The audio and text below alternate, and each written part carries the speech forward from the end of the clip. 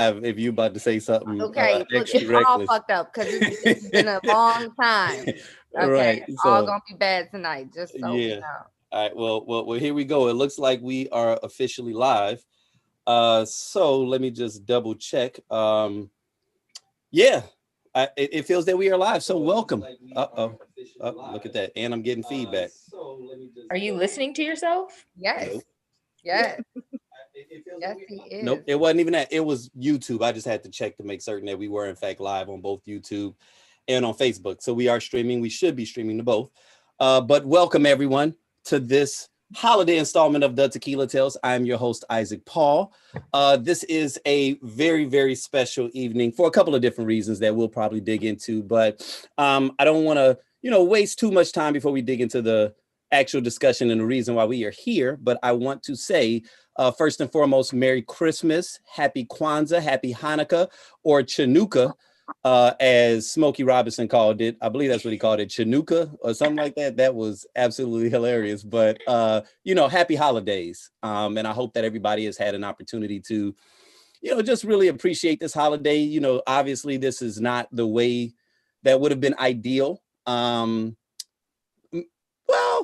maybe for some of you guys, because I think everybody, not everybody is adhering to the social distancing, no travel policy. Some people was like, no, that ain't for me. Oh, so you taking shots this early? Actually, no, I wasn't talking about you, Brittany. I wasn't talking about you. I wasn't. Cool. Because I'm certain that you guys followed every necessary precaution, but I do know that obviously this wasn't as ideal as we would have liked it collectively. And so, hopefully you all got an opportunity to just enjoy your holiday as much as you possibly could. And you were able to find something that you appreciated, right? And just something that you could have said to yourself, this added value or something that you were thankful for. So, we're glad that you are here. And for those of you guys that are in the room with me, I love all of you guys. So I really appreciate you guys participating in this discussion with me. But I am going to go ahead and get this discussion started. So for those of you all that may or may not be aware of it, the topic is buyer's remorse. And so as you all know, I always like to start with reading the topic, and this one goes as follows. 2020 is drawing to a close, and I think we can all touch and agree that it couldn't come fast enough. While this time of year is generally spent at festive gatherings, shopping for last minute gifts, and being surrounded by loved ones, this year has many of us asking Santa for our normal lives back. But as with all things in life, everything we desire comes with a price. So we typically will hinge our discussion around three main questions, and then we'll kind of branch off from there. So the first one is, what would you do if you worked your ass off to obtain something only to get it and realize that you hated it? Second question, how does one comfortably enjoy success when those that are close to them aren't experiencing the same? And the last one, is it really tricking if you got it? Is it really tricking if you got it? So with that being said, let's just go ahead and take a look at. Best line ever. Let's see who's in the room. Oh, giggity. That's hilarious. What's going on, Daniel? Oh, we got Aisha in the house. Al. Hello, everyone. Welcome. Happy holidays. How's everybody doing? Good. I know it's not Daniel's birthday. No, my birthday passed. It was a few days ago. Oh, yeah. Well, okay. No. Okay. I'm just joking. How is everybody doing was the question. Right. Doing fine. Okay. It's been good. It's good over here. I know that you kind of touched on this being a difficult time for people, and I don't want to take away from the reality that a lot of people are having a hard time during the holiday season. I'm someone who usually gets anxiety around all of the obligations of having to be with family and having to go places and do all of it. So I am not quarantined by myself, so I don't have that added stress, but it's been so nice to just have a Zoom call with family, unwrap some gifts, and then enjoy the rest of my day and not have to do anything. And I felt the same way on Thanksgiving. So it's been it's been a shitty year in reality, but for the holidays, I've appreciated not being obligated to go anywhere, and it's safer. Yeah. That is a very interesting way to look at things. Like in a very optimistic way of looking at things, because I can kind of concur with you in that regard. Like I think I'm naturally like an optimistic person, and there are times where like I don't even have to force it to look at the brighter side of things. I'll just naturally recognize that while there may be some things that I weren't able to appreciate about this year, there were other things that I did. And so, you know, I'm actually thankful for that my mind kind of naturally does that, instead of kind of getting into that space where I only focus on what we're currently going through. You know, I think I saw someone that posted a meme earlier today where they just asked people to brag a little bit about, or not brag, but just what thing have you done this year that you're most proud of, or something like that, you know. And I thought that was just kind of a really dope post. And like maybe halfway through it, I just really felt good reading people, you know, saying that they just bought their first house, or that they, cleared off all their debt, or, you know, just a whole myriad of different things. And I think that we're kind of in a space where the narrative of everything that has been taken away this year can sometimes kind of cloud a little bit of the fact that, you know, there are silver streaks to these dark clouds sometimes, and that, you know, and we'll actually touch on that, so I won't get too much up into that. But I appreciate the fact that you know, were able to even recognize that there was some benefit to what this current situation has And to Aisha's point, like, I don't know about you guys, but I kind of love the holiday season, but don't love Christmas Day. Like, I love doing all of the things, and then Christmas Day is so stressful to me. Like, I'm always running around. I've always got to go see people here. I mean, this one, like you said, I've just been at home with my stepdad, but it usually is a stressful day for me, and I don't even have kids yet. Well, you know what? It's so funny you mention that, because usually, because my family is like so big, majority of us are here in Chicago.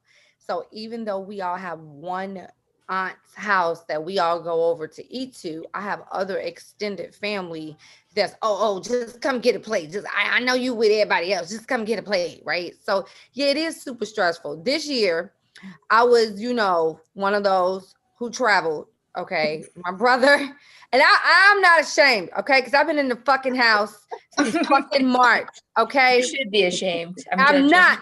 All right, I've been out here being careful. I've been watching over people and shit. It's been stressful all summer trying to keep these people alive. So okay. So my brother and his wife and my nephew and shit, they all moved to Vegas like a year ago. So we all went out, got like an Airbnb to do Christmas together instead of having them come to Chicago. Okay. And it really didn't feel like Christmas for me. We did everything differently. Like, instead of having a ham, Thanksgiving, we have turkey. Christmas, we have ham. My mama might switch it up and do green beans on Thanksgiving and greens on Christmas. We didn't even do any of that. They wanted to barbecue. So we freaking had ribs, baked beans. I took the kids out on Christmas to like do shit in Vegas. And the whole time I'm holding this big dumbass drink, getting stupid with my mask on. Okay. No, you weren't. Brittany, don't even try to make it.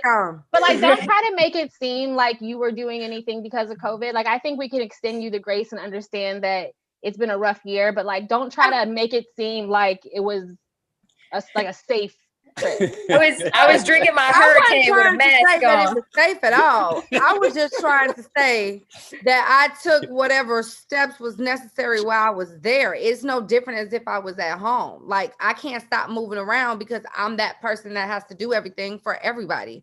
So for me, I take it extremely serious, but when I'm outside, I feel like, okay, I have to be, because I am that like anchor for everybody else.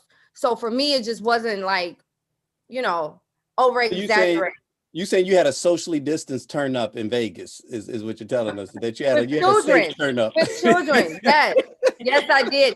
And I enjoyed it and I needed it. And I'm not ashamed of it. And Merry fucking Christmas. Hey, well, listen, Merry Christmas to you. And again, to everyone that is here and that is, participating in this discussion. It's obviously been, almost 2 months, I think, actually almost exactly 2 months since the last one that we had. And so we definitely wanted to, hop in and wrap up the year in a very spirited way. And so Casey and one of her close friends kind of created this particular topic idea of buyer's remorse. You know, we always try to make it somewhat relevant to things that are going on currently.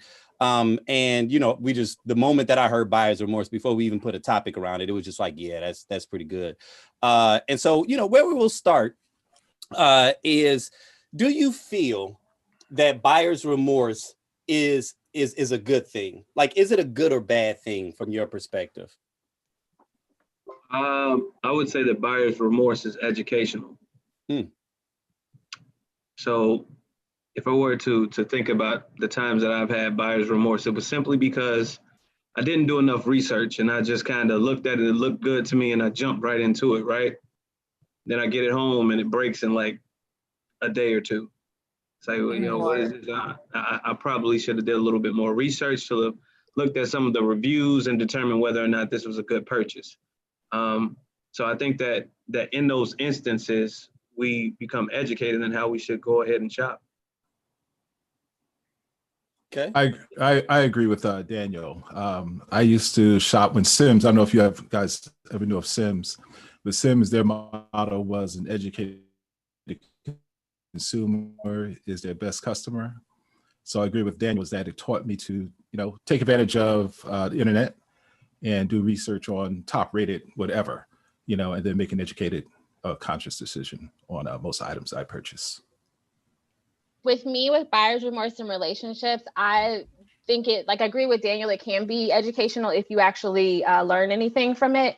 But I realized that I had to be more intentional with what I was asking for, because I would sometimes end up with what I wanted and then realize that I wasn't as thorough with what I was asking for. And it allowed me to refine what my ask was, what I wanted, so that, you know, the next time I got something, I was being very specific. I think a lot of times we can start at a high level with what we want, and you get it, and then you realize, oh shit, I need to get under the hood and start figuring out more about what I want. For me, like buyer's remorse, anytime that I have had that, like with shopping, so like I enjoy shopping, and sometimes I do too much. And I know that it's a personal thing. I recognize it, and I own it. So whenever I have buyer's remorse, I know that I either forced the shit, it wasn't something that I needed, and I did the most to get it, and I feel it instantly, because even when I'm not supposed to really be spending money according to the budgets that I set for myself, if I purchase something that I just want, I won't get the buyer's remorse. I'd be like, yes, I needed that. I wanted that. I'm cool with that. So in terms of like relationships, it's kind of the same thing. Like for me, like forcing something that's not necessarily organic, or like putting something, or just flexing because you know you can. So like you know, like in dealing with certain people, like you can probably say certain things or ask for certain things, and they'll just do it off of the strength of you and however the relationship is that you already have with that person. So being extra and kind of doing the most in certain situations, just kind of flexing a card just because you feel like you have it to flex, can give you that buyer's remorse, because it was probably some shit that you should have never like jumped into to begin with. So that's just kind of my take on kind of how I feel it on like both ends, if it makes sense. Okay. Yeah. So, I feel like, oh, I'm sorry. Go ahead. I was gonna say, I think it's about expectations. When you when you want something, when you go after the thing you go after, you know, as long as you have realistic expectations about what it's going to bring you, you know, if you're looking for something you buy, or even a relationship to make you, you know, this is going to be the thing that makes me happy, you know, that's an unrealistic expectation, and you're going to end up with remorse after. Right. Okay. So one of the questions that I guess I have, and it is kind of piggybacking off of the last one, is, do you think that when we talk about buyer's remorse, that it's simply like feelings of regret that should be quenched, or do you feel in some instances it could be a clear indication of like what Brittany was saying, that maybe you were doing too much, or maybe you shouldn't have done the thing that you ended up doing? It can be both. It's a mix of both. Yeah, it could definitely be both. I'll give you an example of some buyer's remorse I recently had. Don't judge me too much, y'all. I know Brittany might keep her mic muted. I can't make any promises on that, but go ahead. I had a situation. I've been heavy on supporting Black brands basically since March. And I saw some kid on IG talking about he makes like cartoon images of people, you pay him for it and he sends you the images and whatnot. I looked at his account. I said, okay, some of these look pretty decent. So, I'll have some images made of my kids.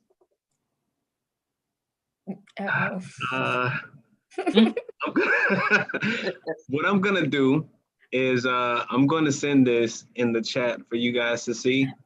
Can we share it on the screen?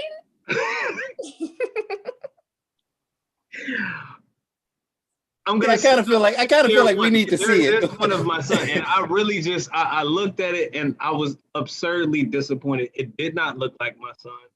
It looked like he took it into Photoshop, cropped out the background, and just did a little glaze over his face and hair. And well, it felt like you were trying to do some. It didn't sound like you made like an impulse buy. It kind of felt like you did some research and you were trying to do something really thoughtful. You know, research. I mean, that was the impulse buy. He looked at his page. I think that's about. I did look at his page. I looked at his page. I said, okay, maybe this is it. No. So herein lies the problem. You deserve that L. And hello, Daniel. Hello, Daniel. I haven't seen you forever. So this is the thing. People are so caught up on things that you become remorseful. A thing shouldn't matter. How much you spent on something, you decided to make that decision. You had the funds to do it. Why be remorseful? Look at this. You can always earn it back. You can always get that money back. What you can't get back is people and time. So if you're remorseful about anything, it needs to be your judgment in a person. But things, if you have an obsession with things, you need to reevaluate some other things that are way deeper than the item itself. If you think about people that become hoarders, people that say that I've worked in retail for 25 years. I've watched it happen where somebody will come in and buy a $5,000 purse and the next day return it because they had buyer's remorse. Mm-hmm. You got bigger issues. So again, if you're more about what if they're hoarding what Daniel's holding, how would you feel about it? I don't see what Daniel's holding. What is Daniel holding? Look at it. Let me see. Wait, let me turn to look at it. Wait, I can't see it. You gotta click gallery view. Okay. I'm not in that view. She didn't cut her camera off. Good job. I'm trying. It was supposed to be a quick moment. She doesn't. What's happening? She didn't see it. He's holding up your bottle of wine, like all in between the crack of your booty right now. That's inappropriate. Stop it. But wait, okay, Daniel, show it again. Now I can see. Oh, yay! See, that's no buyer's remorse there. None. The delayed reaction. I can't. But finish your thought. I'm sorry. I did cut you off. About things. Yeah. There's deeper. It's deeper than that. If you're concerned about a thing that you bought, I mean, again, even if let's say Daniel's picture, like, and you see it on was it Shade Room all the time when they show the cake that you expected and the cake that you got. So what? Throw it away. Move on. Oh no, you can't say that. You can't say that. You can't say that. You cannot say that if that is if that cake was for your 5-year-old son. Right. Your 5-year-old that's going to remember that. Your 5-year-old that's going to remember that. Well, Krishan, what if it's for something bigger, like your wedding or like a really big event that you put together and you've been planning for months? Things like that is not as easy to just be like, nah, throw it away. You'll be fine. Look, what? So you gonna be mad about it for what? For years? For what? I'm telling you, the best book ever was Don't Sweat the Small Stuff, because it's all small stuff. If it's something that you're not gonna be mad about in 5 years, who cares? You're alive, man. Who cares? If the food tastes good, you don't sweat the small stuff. You don't get mad about anything. Everything just rolls off your back. Have you always been like that, or did you get to that place? I'm mad for like 5 minutes. And then I move on and I get over it, because I've had so much disappointment in my life that it gets to a point where you're just like, let it go. And because I have much older parents, much older family, family that has died from COVID, you get to a point where it's just like, let it go. A cake doesn't matter. If you're with the man that you love, who cares about that cake? There's certain things that I just don't care about anymore. The older you get, that is just not important. If it does not affect your life and the way you live, I don't care. And I'm So, dead Krishan, I have serious a about question that. for you, because I agree with you to some extent about not sweating the small stuff, but how do you navigate not minimizing what may be impacting someone else that you just don't have you don't place a value in? Because I think that what can happen in friendships, relationships, if you're someone who's like, don't sweat the small stuff, keep it moving, whatever, you can tend to not make space for other people to have their experience and have their emotions. And it's almost like they can't experience that around you. And maybe that's just the way it is. Like, you don't have room for people to sweat the small stuff if you deem it to be small. So how do you balance that? I'm not saying my thought process is necessarily works for everyone, but I'm I talking will about say, just for you. yeah, for me, I'm 46 years old. It gets to a point, and it's so true, when you get older, less matters, but actually your heart beating and the people around you. So as far as me letting people in and letting them in my space, it does become a little bit of no new friends. And I don't say that in a harsh way. I say it to say there's certain things you're going to accept and not accept anymore that you're not even going to give a shot to, because you know it's just not going to work in your life. And what makes you happy and what keeps you going. And it's just, it is what it is. And you can't control the uncontrollables. A great friend of mine, R, told me that a long time ago. And when you realize that, it's kind of like, I know some of you, when you turn 40, right, you were like, whew, it feels different, don't it? There just gets to a point you just don't let it bug you anymore.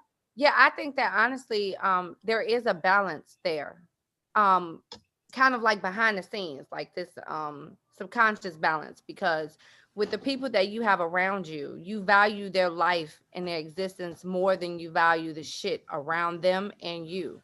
So even when they may have issues or anxiety over what you could consider to be small things, they know that when they speak to you about their issue, you're going to give them some greater, you know what, you alive, you breathing, we hear you healthy. That's all that matters, you know, and that's what you're going to hear from her or from people like her. And I feel that because there's a lot of people who don't resonate with that. I've had people tell me like, oh, you just you could be real cold sometimes about certain things. And I'm just like, no, that's just not the case. My thing is, you could be bothered by something or irritated or upset, but I'm so like, okay, if this is the issue, let's figure out the solution and then let's move on. Let's not keep dwelling in the hurt and the pain and the irritation and the frustration. All right, we've discovered this. What is the fix? Now let's go to, you know, the rest of the world, right? So I understand that. I feel that because as you do get older, things just become more clear also, like what's really important and what matters to Yes. you. I've had to tell someone, we talked about this a little bit earlier in our conversation tonight about you know, just really honing in on the things that you've done great, right, for the year. I think Ike, you mentioned that about a post that you saw, right, where Yep. everybody was just like, okay, you know, take this time to kind of brag on you, right? And I think that that's extremely healthy. I had a conversation with my now boyfriend who, when we first met, he had a real big issue with admitting that he was doing something for himself, like having like a selfish moment, he called it. And I'm like, you have to have a lot of selfish moments. Like you can't keep living your life for everybody else and don't fix you and don't handle you and don't really understand how you tick and what matters for you. So I think that that's extremely like amazing for people to kind of just sit back and be like, hey, this is what I did that I consider to be great this year, or I consider to be good this year. And so I want to talk about it. And I think that that's okay. I think that that's a great thing to do. I think that that's healthy for people to do, because how can I be motivating to somebody else? How can I be a rock for somebody else if I can't be that, like, technically for myself? You know what I mean? So yeah. And I'm gonna do something that I seldom do. This is normally what Aisha does. But I'm gonna pull someone out right now just because I'm curious. I haven't been able to do this in a while. But Dr. Norcott, what are your thoughts on what we've shared thus far? You know, I haven't been able to do this in like 6 years, so I just wanted to take a moment to be able to recognize. Has it been 6 years? Oh my gosh. a moment. Hi everybody. It's like Hey. time stopped a little bit. Everybody just looks amazing, frozen in time. You You all too. look really, really good. It's good to see Hey, you. Doc. Hi. It's the beauty, it's the beauty amongst the chaos that we get to share a space like this. We're afforded the option. So I'm really grateful to see everybody. Yeah. All right, so to this tomfoolery, I think no. I was just like, some of the thoughts that I was just having listening was people deciding what type of person they're going to be or show up in the world, and then kind of having to deal with the benefits and the costs to that. So going back to Aisha, your kind of question or your line of thinking was like, what happens when you have a friend that is just asking you kind of to hold and honor their pain or their challenges, and I think so people decide what kind of friend they're going to be, and they're like, don't come to me. There are some people that are like, don't come to me if you're not ready to do something about it. And then so people know, like, if I just need to sit in it, I'm not going to go to this person, right? And then the cost to that is that you might be seen as cold, or you might, but it might be you just being like, I know what I can tolerate. And so I think if you kind of have come to this being like, in order for me to maintain my emotional health, I can't really sit with people that are kind of languishing in things that I feel like aren't really of consequence. And that's how you show up to your friendships. You're going to be able to help a lot of people. Some people are going to come away feeling like you weren't there when I needed you. But if you feel like that's the way that you can walk in the world and be healthy and maintain your balance, I think that's the decision you make. I think the trouble is when you do that, but you don't know what you're doing, right? Or you don't know how the impact it's going to have on somebody. And it's okay to say, like, I don't have the emotional resources to be that kind of friend to people. But there'll be fallout. So I think people kind of need to reflect on who they are and who they're going to be in their friendships. And maybe you can be that person for 2 people in your life, right? And you're like, I give it all to these 2 people, and then the rest can I just kind of go, that's crazy. You said that. That's honestly, that's exactly how I go through life, and that's I articulate that to friends where I realize a core value of mine is progress. So I can't be in a situation where someone is constantly venting to me without progress, because I think that's where your therapist comes in. So usually I'll tell my friends, I'll give you for people, I'll give them 5 minutes to vent, and then I'll just listen. But most of my friends know that they can come to me and I'm a really good sounding board if they want to think through something, talk through something, they want like actionable ways to progress. But I'm not there for a lot of people to be their resource to just vent constantly about the same thing. I have a handful of people in my life where I give them that grace and I'm there for them in that way. But I totally agree with having to have those emotional boundaries. I'm very much an empath, and I pick up other people's energy and problems, and then I can tend to do too much. Maybe in my 20s, I would want to take on people's stuff and help them fix it, just to realize a lot of people don't really want to progress. Sometimes they do just want to complain about it, and then they kind of rotate around the people in their lives that they're complaining to, and it can take a while to pick up on that pattern and be like, oh, you're good, you want to be that way, so go complain to a new friend, like, I'm good. And some people like to hear you validate how they feel over and over again without I'm not co-signing any crazy, right? Mhm. Without actually taking steps to rectify the situation. Because for me, I get more frustrated. And I don't have anxiety, but my anxiety kicks in only when I feel like, okay, I'm having an issue coming to a solution. You know what I mean? Like, okay, how can I find a solution that works for everyone that's involved, or for those who are important to the situation, right? So that's when I would find anxiety, when I'm trying to figure out ways to essentially for everyone to experience a win, right? But for those who like reach out to you and want to talk to you and want to lay all this heaviness on you, but don't want to talk about what's real in order to overcome or to step over that or to prevent that situation or event from happening again, that shit is emotionally draining as hell. Like, you have y'all ever been in a relationship with someone like that? Because I've dated people like that who would kind of dump on you, and then the moment they felt better, they'd be wanting to keep it moving, and now you're sitting there with all of the baggage. Yes. So Aisha, it's funny that you asked that, because I haven't been in romantic relationships with people like that, but I've had several close friendships like that. Not to get all astrological, but my sign is Virgo, and we're the sign of service.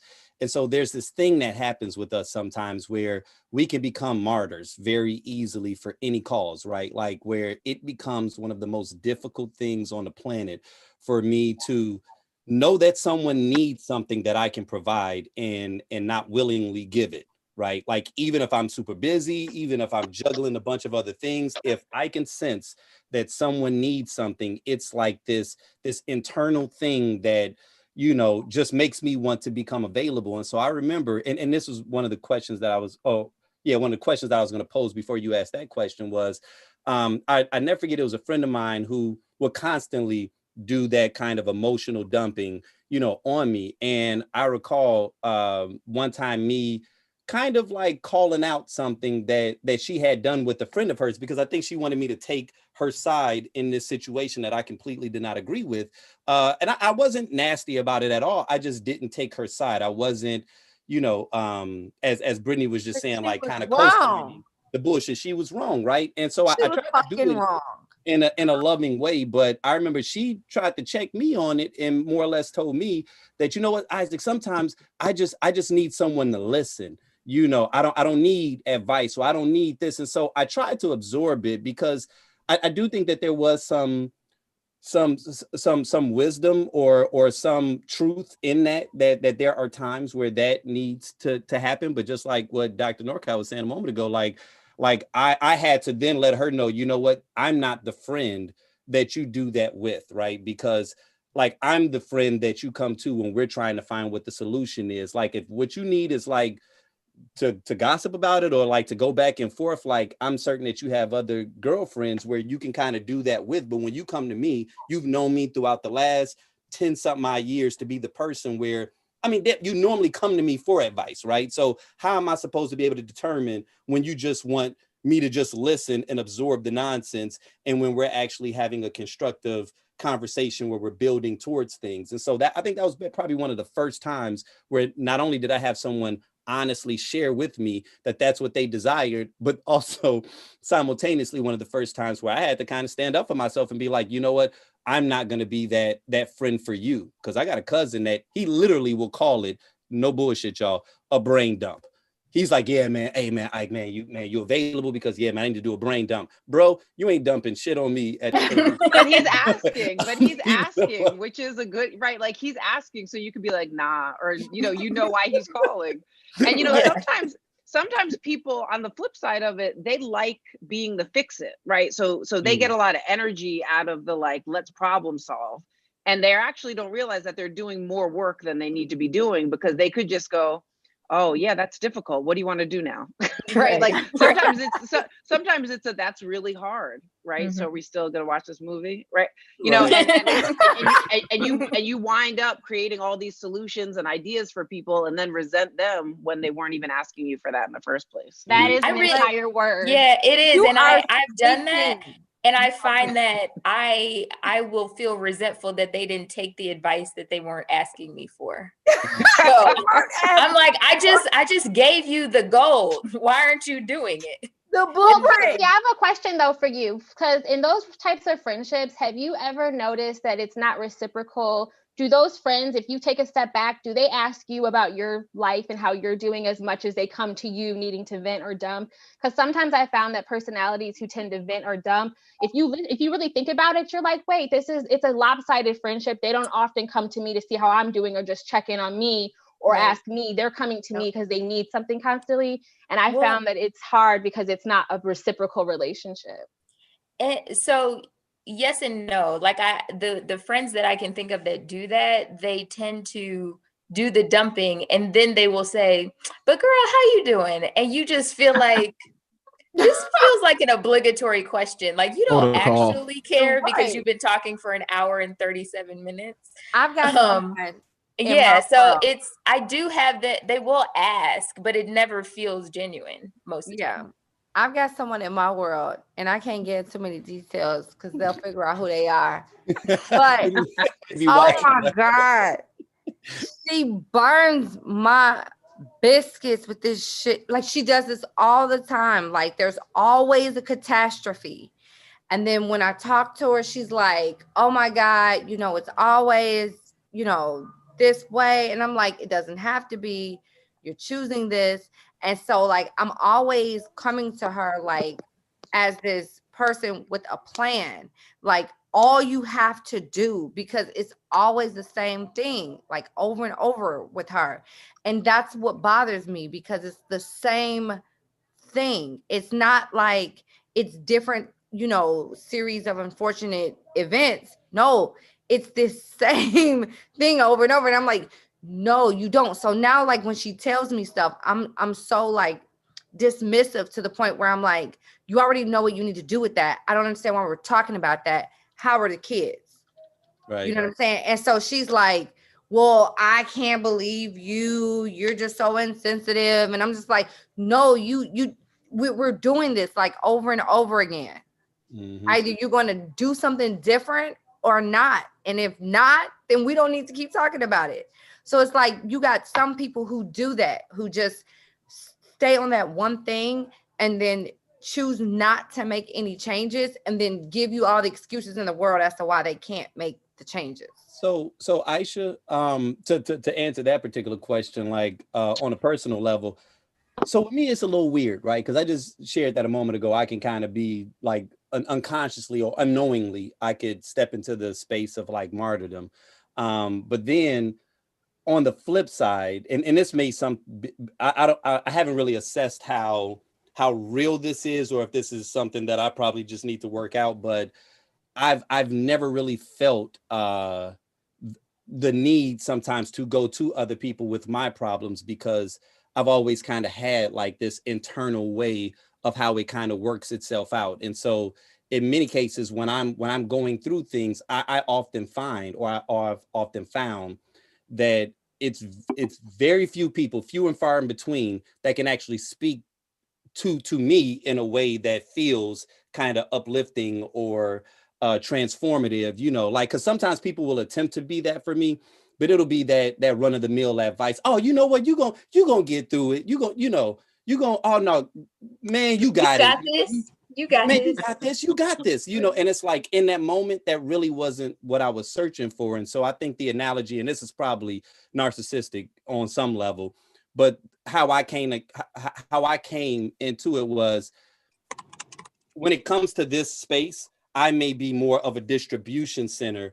Everybody can't feed into me. There's only probably a few people that can feed into me. When I find those people, I recognize what it is, but I recognize that maybe that's just kind of what my purpose is to be a distributor in that realm. Now, I think there are other realms where people add value into my life, but as it relates to advice, it's been few and far in between or whatever. So I've never really seeked that, or I don't require that in my friendships, because I think Or don't allow it, or potentially don't allow it.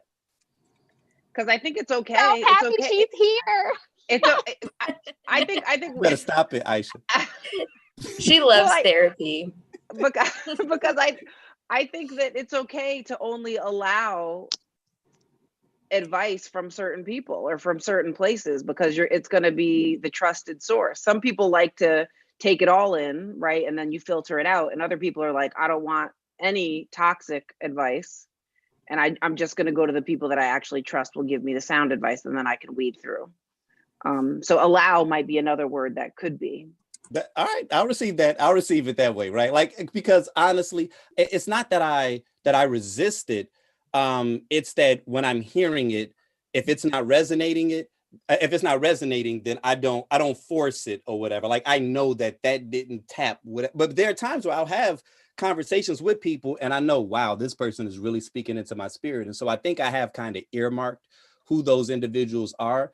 But I guess I guess the ultimate point that I was trying to make was that that's not a requirement for all of my relationships, because I recognize that different people are feeding into me different ways. And so when it comes to advice about things that maybe I'm feeling emotionally or, you know, spiritually, maybe you're the person that is my friend for, you know, you help me take my mind off of things and we have fun.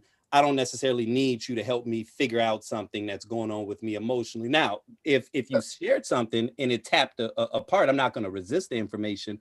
I just don't require that as a reciprocation thing. Like I'm always giving her advice. She never. Oh, Dr. Norcott, I actually have a question. I'm sorry, Daniel. I apologize, but I got a question for Dr. Norcott. Be a gentleman, okay? No. So, what do you do? Because this is a really personal question, but you know I don't care about people. So, no. So I had an ex of mine that the way our relationship was, I felt like I had this obligation to like him and like his parents and things like that. It was weird how it was kind of set up like emotionally in terms of how it kind of like pulled at me. But he was kind of like that person, which is what I kind of learned later down the line, just a person that kind of pulled at like your energy and what you had to kind of like give, never really replenished that or like provided that energy back, you know. So there was like a mixed match in the beginning, but in terms of like me like separating from him, it took longer than it should because of how I felt that like I couldn't walk away or leave him like that because of just how he, I guess, how he needed me and in certain ways like that. So I bring that up because my question is, when you have people who want to do like that brain dump or want to be that person that just kind of pulls you into all of their issues with no hope to kind of get over that hump, like how do you like successfully like separate from them without creating more issues for the part? Because clearly they need to figure out a different way to kind of cope with or deal with their issues, and they're using you in that process. And for me, in a previous relationship, it prevented me from leaving the situation, you know, sooner than I should have. So like, how do you kind of like stop a person from like, you know, just, okay, wait, like I want to be there for you, but not in that way, because that's a very selfish way to occupy somebody. So I'm not sure if I completely understand the question, but in some ways it sounds like you're asking, like, I've taken care of this person and I've dumped a lot of myself and my intentional self into them. How do I separate with them and still take care of them? Right. Well, and so yeah, kind of, but like, so like with that one situation, we were actually in a relationship and he just constantly like had all these issues, but there was never no intent to like technically rectify. So like I just kind of put myself into the situation trying to help. But then I found that it just created this weird obligation that I felt to him, because it was weird. It was weird, but he did the same thing. It was that same, okay, I want to tell you the issue and give you all of this information, and bring you in that way. But then there's nothing, like there's nothing beyond that. And so like, those are people that I attempt to avoid today. Like, well, there's no easy answer, because I think there's a lot more that we could drill down like individually on that. I mean, I think some things that I think women, but really just partners, do with each other is they get really excited when they see things that they can fix or address in other people, because it feels a lot easier than addressing things in themselves, right? Like, I can so see things that you need to clean up in your family, so let me be a bug in your ear, help you mend these relationships, which is taking attention from the things that you need to do in your life, right? Like, I got to study for the LSAT, I got to take the MCAT and all this stuff, but it's much easier to be focused on somebody else. So I think the writing of that is to be really a lot more self-reflective about what you need in a relationship. And, instead of being like, I'm going to completely pour myself into somebody else, kind of just be really aware of like, well, what do I need from somebody in order to be healthy? This person, how much of my day am I thinking about things that they can do or ways to make this person feel better versus just us or me? But like I said, there's a lot more, I think, to think about, because if you want to separate from somebody, you just separate from somebody. But a lot of people get tripped up because they're like, well, I don't want them to be sad. I have such a relationship with their parents. And so it's like have you ever heard the term throwing good money after bad? It's like you keep on investing in something, and then you're like, well, I've done all this time in this work and I don't want to leave now. Right. And so you kind of want to reflect and see if that's happening too. So there are I think that there are a lot of different reasons, but at the end of the day, if you're ready to part with somebody, just like they were when you met them, their issues are their responsibility and they have everything they need to take care of them. So they don't really need you. I feel like Beyonce made a song about that too, where she was like, damn, if I let you go. That's basically what she was saying. Like, I done bought you all this stuff and you think I'm about to let you go? Like, absolutely not, right? That was actually a hard song. So question to the group, right? Because we've obviously been talking about buyer's remorse and, the different ways that it plays out.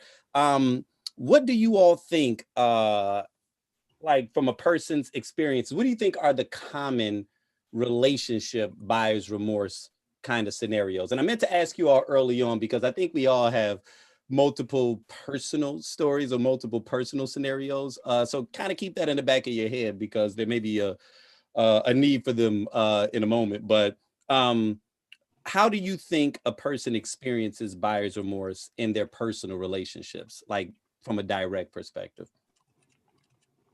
Focusing on the surface level things about a person that may initially attract you or catch your eye, and not taking the time to really know what it is you need to be fulfilled or sustained in a relationship.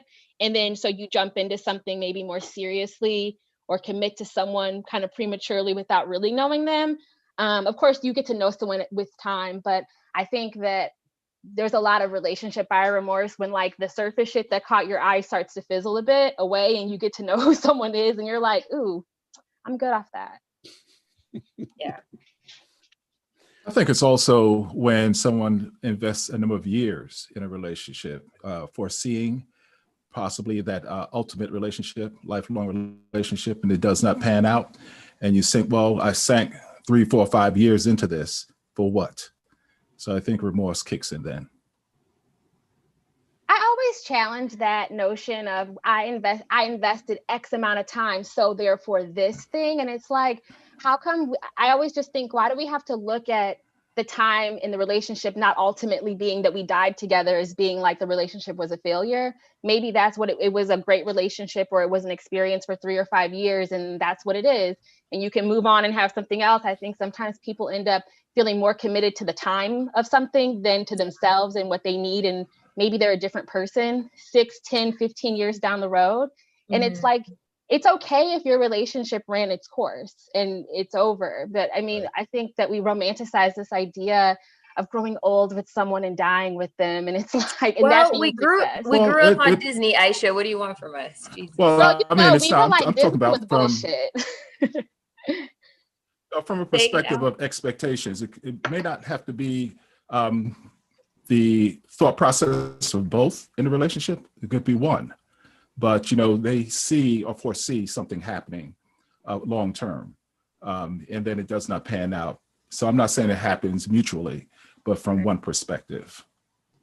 Now, this isn't necessarily my experience, but I know someone who was married and very demonstrative on social media about her marriage. And she posted every day about how amazing things were, and they were kissing and they were on cruises and just all of these things. And then the marriage came crashing down, and she told a relative that she could not divorce him because what would people on social media think? And it was really hard to hear that, because it was like, damn, it is I would say societal pressure, but she certainly put herself in that box.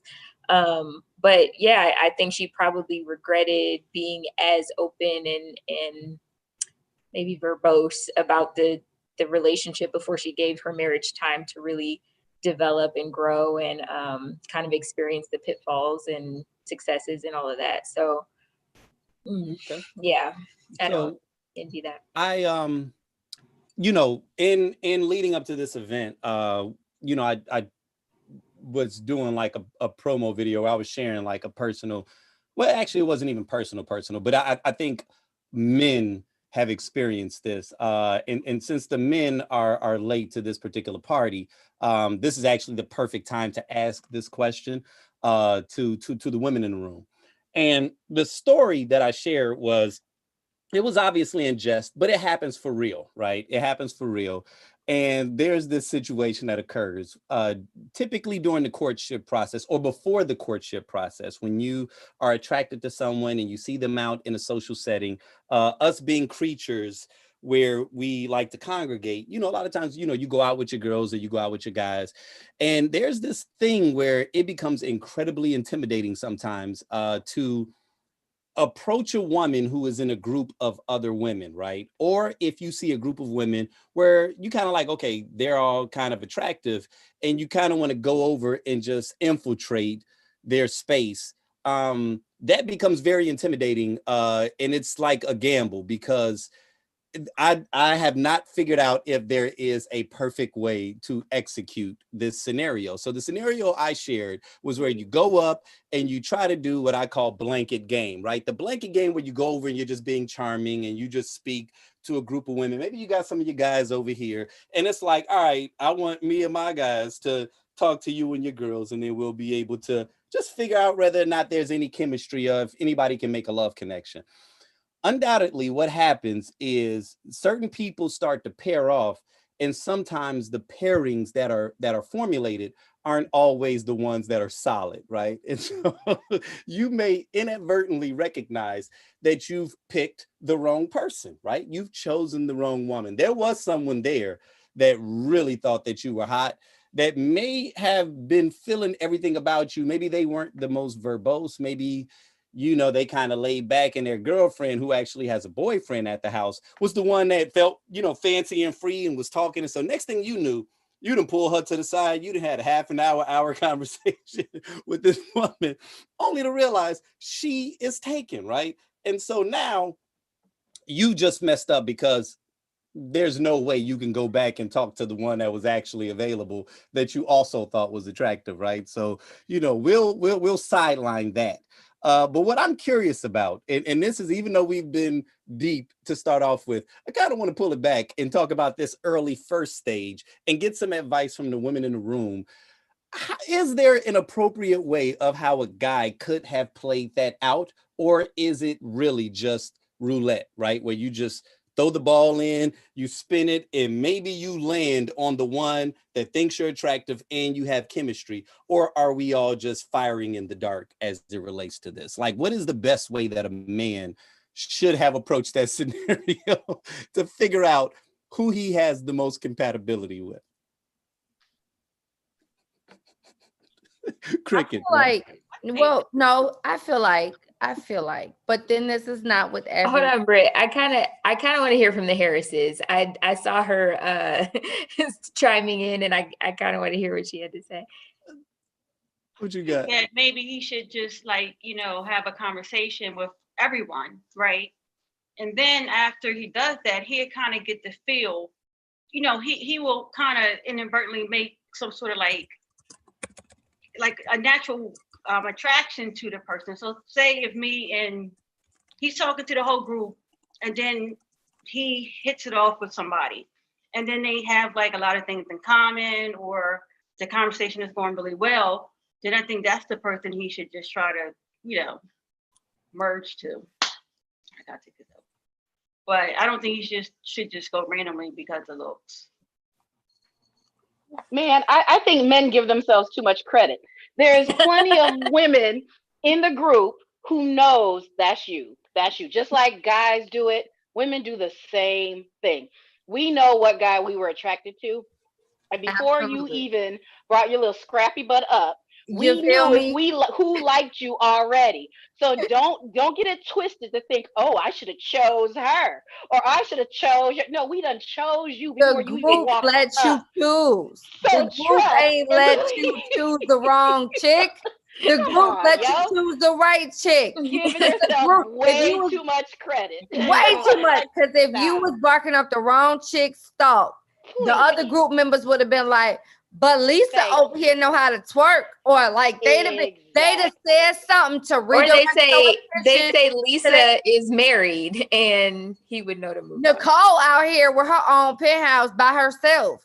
You should be Come on. talking to Nicole No, over here. no, This is not even a let you know. discussion. I feel like This is y'all not being a even little unfair. discussion. No, Stop it. and the No, women, no. and if you are approaching a group of women, if there's a woman that is feeling you right off the bat, let me not say she will, most women will give you a sign that they feel it. Absolutely. If it ain't an elongated, hey. Absolutely. But Hi- Brittany, Ooh. I think what he's alluding to is like when sometimes it's not as obvious that maybe only one woman is feeling him, or that, like, I think it's kind of like when there's multiple people who may be feeling him, and then he's just being. It's not multiple women feeling you. Okay. No, that doesn't exist. Can I say this from the man's perspective?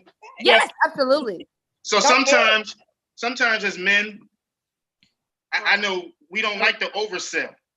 You know what I'm saying? So the lady who's the penthouse and all that, sometimes that's an oversell.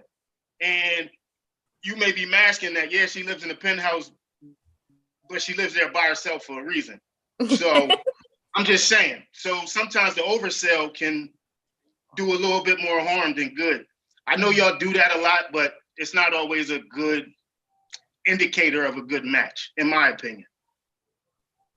And see, when I heard Isaac say that, it came off to me like, for just by the way he described it, it seemed like he was trying to figure out a shortcut to doing the work of having genuine conversations and seeing who he could spark with, versus like, I just want to kind of know, like, who do I have a better shot with? It's like, well, fuck, you think this is gonna like something can like make up for a conversation? You can tell, you have to have a conversation with someone to like see an initial conversation. It doesn't have to be in depth. It could just be something, but I think what he's saying is I'm attracted to all five of y'all, and whoever's going, pick one. Yes, it's Russian roulette. like that's. But you know, but let me add, you better pick the right bit. I do want to add, because I do think that if when you're out and you see somebody that kind of is talking to you, and then they realize that, you know, it's not going anywhere that evening, then they're like, all right, peace, right? Yeah. So, and I think anybody that's out should kind of keep in mind that if you're looking for a real connections beget real connections. So if you have an amazing conversation with somebody, find out she's married, she's going to have a single friend that also runs in a circle of real people, right? Or she's going to understand the type of person, because you had a connection, that you might also connect with. And so I think it's okay to have an amazing conversation with somebody who ultimately you're not going to go home with, because if you're open to connections, to networking, to creating something, if that's really what you're looking for, then that can be. Now, if you're really going just kind of laser focused looking for something for that evening, you could try these shortcuts. I don't know. But then, okay, so then I have a question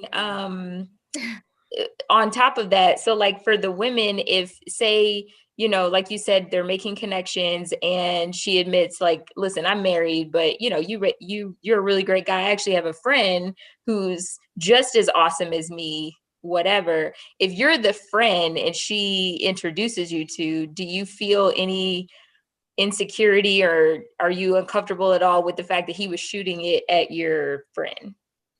Absolutely not. Something like that happened, but it was the opposite. So a guy was really attracted to me, and he really liked me. But I couldn't, you know, I'm in a relationship. So I passed him off to one of my friends. I tried to, at least, but he was offended. He was offended that I basically passed him off to somebody else. But my friend, I never told my friend that, you know, he liked me. He had been trying to, you know, talk to me, because I didn't want her to feel like she was second choice. but I knew the person was her type, just like by the, everything physical about him was her type. Right, so what I try to do is just, kind of link them. Yeah. But he was highly offended. He didn't like it. Yeah. But he didn't like being passed off. Mm-hmm. And then I also find too, because I've had this situation happen to me before. Sometimes they feel so laser focused on you. And then sometimes I think just the fact that you're not available makes them even more laser focused on you. And it's like, dude, I'm trying to help you get a love connection. I'm not it, but trying to hook you up. Yeah, but I think much like women, as men, we want what we want, Yeah. So if that's who we want, I'm not concerned with your friend. I'm just not. But see, all right. Either get something or nothing at all here, because it's like I'm trying to help you. You can't get what you want because if that's the case, I'm married. See, this is how these situations end bad, and why I got my concealed carry now, because I'm shooting. Because here's the deal: you can't get what you want. Okay, we have been lied to. No. But I'm just saying, like, that's just not the case. And the woman is not trying to be insulting to the man. So I could see why a man may feel like, no, I was interested in you. Why are you trying to pass me off to your homegirl? I've had a guy actually do it. That was interesting. That was hilarious. Like, he passed you off to his friend? No, ma'am. Okay. I passed him off to one of my friends, and they did their thing, and then everybody's like, great. Have any of the women ever been passed off to the homeboy because they may have been a better fit? No, I've never been passed off to a homeboy. But even the way you're saying it, that's like, it's not offensive. We want dudes to not be offended, but Brittany was like, fuck no, I've never been passed off. Like, it's not an offensive thing. Like, I'm trying to say, like, it's okay if it's not. Well, it's okay if it's you, but it's not me. Right. Okay. So, all right. That's a good question, though. A moment ago, and I'll bring this back to a classic movie that we all know, right? House Party, right? Where you had Kid and Play, and they both recognized that Shireen and Sydney were available, right? Like, and they liked them both, but they just both found themselves hollering at Shireen. So I did love Shireen. Right. Yeah. Listen, they were both shooting their shots throughout the night, and it got to a point where, Kid was obviously walking them both home. He walks Sydney home last, and nobody likes Sydney. Turns out that they had chemistry. Nobody likes Sydney. No, it turns out, look, Martin likes Sydney. The bottom line was that Shireen had Kool-Aid. That was it. Would you say she had Kool-Aid? Shireen had Kool-Aid. Stop it! Right. Her skin was flawless, and we won't talk about her body. Was flawless. All I'm saying is, talk about her body. All I'm saying is, Sydney found her king because of her ability to recognize that even though you was trying to holler at my girl, we actually have better chemistry. So I'm wondering, was that just some Hollywood BS? Hollywood. Absolutely. Sometimes men, they choose, they're going to choose the prettiest girl in the bunch, right? So chemistry is going to fall second to biology most times. And this is what happens. But you don't know that until, so that's why you get the buyer's remorse, because you went in, she's cute, she's this, she's that. But really, when the runner-up was the one you had the most chemistry with, but you didn't know that because you went strictly on the physical appearance. So what they think to be pretty. Because I think. You mean what they think to be pretty? What do you mean by that? To what they think to be pretty, because like. You mean physically? Physically, right? Like you said, they'll be attracted to whoever is prettiest in the bunch. But you could put two guys side by side, and if they spoke honestly, both of them may have two different ideas of who is the prettiest out of maybe 6 women. That's pretty subjective, yeah. But maybe though, it depends on, as a man, what you're looking for. If I'm looking maybe to score tonight, I may choose the friend I think is the easiest. Let's talk about it.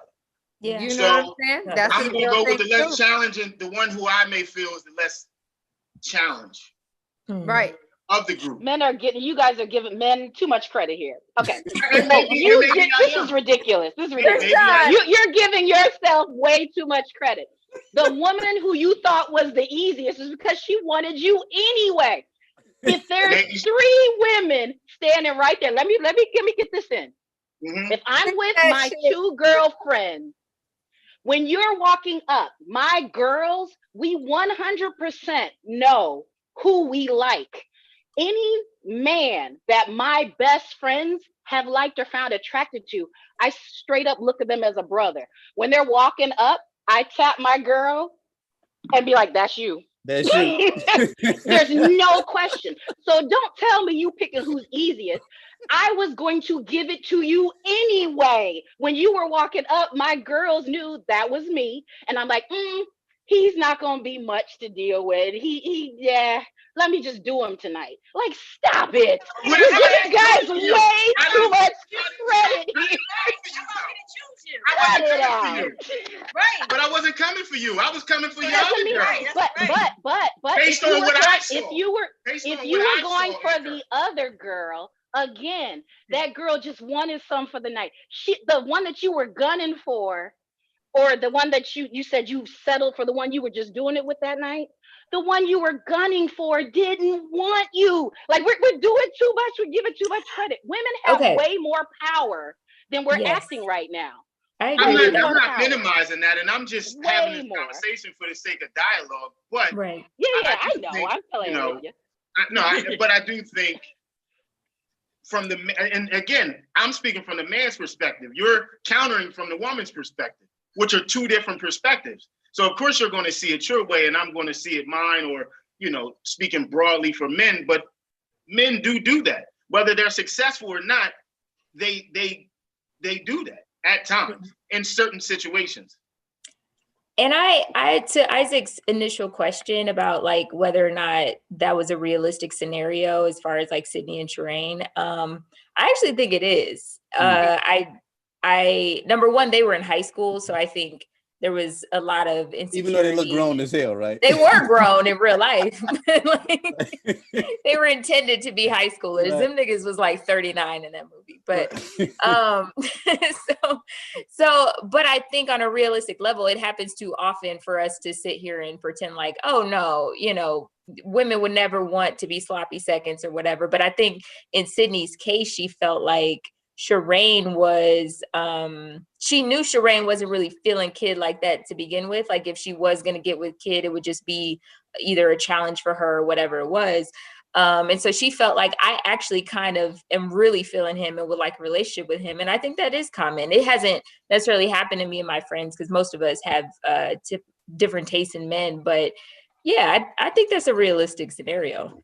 Look at celeb culture too. And I mean, I know that's like, it's not normal, but like there's sloppy seconds, thirds, fourths, fifths, and men and women are totally fine coming in after a bunch of other people. Right now, okay, so it's funny, right? Because I'm always big on like the framing of the argument, and so even when we say stuff like sloppy seconds, it's and again, this could be a Hollywood thing. Well, yeah, I'm using that negatively. Oh, no. And casual. But even beyond like the utilization of it right now, I don't even think that it's negative inside of this space, because I think that is honestly how we feel about it when we experience it on a personal level, right? I think I always find it unique how Hollywood tries to turn this scenario on its head, more or less to kind of show but people, Isaac, people have lives. People had lives before they met you, and it's okay that someone had like a life that had relationships that were intimate. Like but the other side is, do you want someone who has no experience? Well, no. Right. Well, and not only that, but it's funny because even when I was writing this down, knowing that Krishan was going to be in the room, I knew that she's one of those people that it's like, oh, if you used to talk to my girl, like at any given point, like never, right? And I'm thinking, if you're in your 30s or 40s, regardless of the scenario, this could be a situation where someone had a couple of months that they were dating someone back in their early 20s. Now here you are in your late 30s, and they just happen to, you know, be in a situation where they meet a close friend of yours, and like how does that play out? And I feel like when it comes to dating, especially in 2020, especially when you may have a very okay, one of the things that they say is birds of a feather flock together, which means that even though we may have different tastes, typically the people that surround you are cut from a similar cloth, right? Or a similar ilk, which means that there may be some crossover in things that you find attractive. I noticed that a lot of my friends are also close friends with other close friends of mine, right? Because you know, there's a consistency in the type of, like, the vibe, so to speak. And so I don't think that it's out of the question that someone that I'm close friends with could find someone that I used to date attractive. I understand the resistance of someone that I'm close with dating that person. But, you know, when I hear about like just how slim sometimes people feel the dating pool is, you know, that conversation always is fascinating to me as it relates to people's unwillingness to be able to accept that someone that is now showing interest in them at one point showed interest in someone else, or just your refusal. Oh shit, your refusal. Look at that. Your refusal of acknowledging that you actually are attracted to someone that used to date someone else, and the fact that you would in your mind say, oh no, the fact that you used to be interested in him or her, like, and guys do it too. I don't think this is a woman thing. I just always find that kind of fascinating that we could block ourselves off from potential connections because this other connection that didn't 100% work in the past is now inhibiting me from being able to find happiness. And so I'm just fascinated with that dynamic, and I guess where everybody's personal relationship with that lies, right? Like in terms of what's the line of demarcation? Like if you are a close friend of mine, if you're a friend, absolutely not. There's too many men in this world. I would never even think of dating anyone my friends have dated, and vice versa. Now, when you start getting into friends of friends of friends or whatever, that to me is something different. But there's too many men, there's too many women in this world to feel as though you're the pickings are that slim. They're not. That's like a story you're making up in your mind. That is the most awkward shit in the world. That cannot be a good time. Yeah, that is the worst. That has to be the worst. That will be the end of my friendship. Don't you do it. I would never do it. Like, that is crazy to me. Isaac, could you do it? He do it. You girl, you know he couldn't do it. Men will do it. Y'all just throw me out there like that. Like, Men will do it, girl. Erase their mind, pretend like the other Isaac seems like he has too much ego, though. Well, okay. So one of the questions that I was gonna pose. Answers. Right. Answers. Okay. Thank you, girl. Thank you. Thank you. I was about to try to pivot. Could I do it? I think it depends on the semantics. Okay, wait a minute. When you say could I do it, do you mean in terms of bullshit? Could I date someone that a close friend of mine used to date or something like that? Simply, yes. That's the question. All right. Because you said you Omar found it dated. so interesting. Somebody Omar dated. They stayed together. Well, you got to throw names in there. You could. Omar dated this woman. They stayed together. All right. So here's the deal. Like, all right, I got to answer this on two levels. On one level, is it possible? Yes or no, Isaac? Yes, it's possible. Would it happen? Probably not. I'm gonna tell you why. Because I would feel uncomfortable ever having to ask Omar permission. You said what? Brittany is talking and doesn't know she's not muted. Oh, my bad.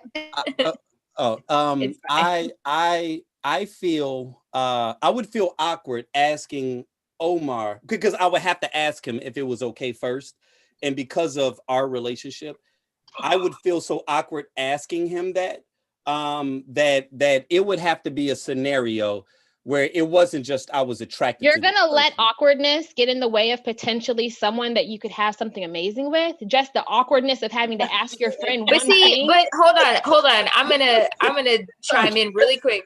What I will say though is that you also, I think, and I've learned in the past several months something really valuable. You have something special with your friends too.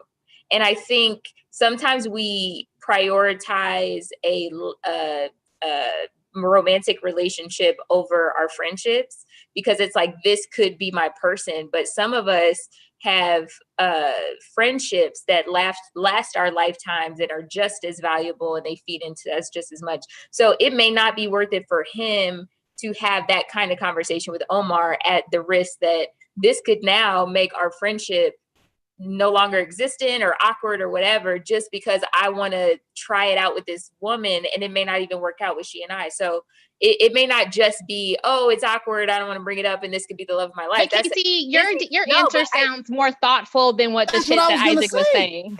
That's what I was gonna because say. I speak Isaac Paul, and so I know how to translate. Thank you. All right, Isaac, honestly, God, Isaac. that is what I was gonna say. Was that if it was a scenario where, like, it wasn't just like, I ran into her at the club, hey, do you mind if I do this? Like, nah, it would have had to have been a situation where somehow some life circumstance put us in close proximity where over a period of time, it was like, this is worth me potentially not even necessarily jeopardizing the relationship, but splintering the relationship to test this out, right? And I can understand when people say why they don't want to just date someone or take that chance, to what Casey was saying. Like, I understand. I also think, like, especially when it's like a close friend, like him and Omar are best friends, I think there are certain people, if he dated Sandra back in 2009, how significant Sandra was in that relationship to him. They dated for 6 months. It wasn't a big deal, whatever. But if it was Donna and, they were together for 3 years, there's no way I'm gonna try anything with Donna. Even if we have a connection, it's just not worth it for me. So I think your friends and the relationships that they've had and how significant they were to that person. And you also know if your friend is like super uncomfortable with the fact, like, I looked in his direction, which means you can't even communicate with him in any way. I'm glad you said that. I'm glad you said that, because Isaac, I take it to this level. Where if you liked him on Match when I was single, if my girlfriends even put a thumbs up or a heart on Match, I will not mess with that man. He got deleted. He's dead from to my me. batch of guys. He's dead to me. And if I see him and date, he's my brother. So I don't mess with that, because my friendships are that serious. They are that deep. And with my girlfriends, it was the same way. If it's something, and even if I spotted him from back in the day, I don't care if I was at the warehouse back in the day or Click back in the day. If I spotted him from across the room and I said, that's me, my girl would never, even if I never talked to that man, would never even look his way. So I have a question for you, Krishan. I don't mess that way. Where did you get your retired hot girl sweatshirt? That's you like fucking this? amazing. Yes, totally retired hot girl here. So I got this from black owned company called Gifted NYC. So look up Gifted NYC, black owned company out of New York. And so because I'm a retired hot girl, so I'm telling you, my old school. Isaac, we got a question from Facebook, and so from Elise Lattimore, she wants to know if anyone in the room right now has actually been in this situation and had it come up and been forced to make the decision. She wanted to know if there were any real life situations that we've had, not just hypotheticals. Absolutely, great question.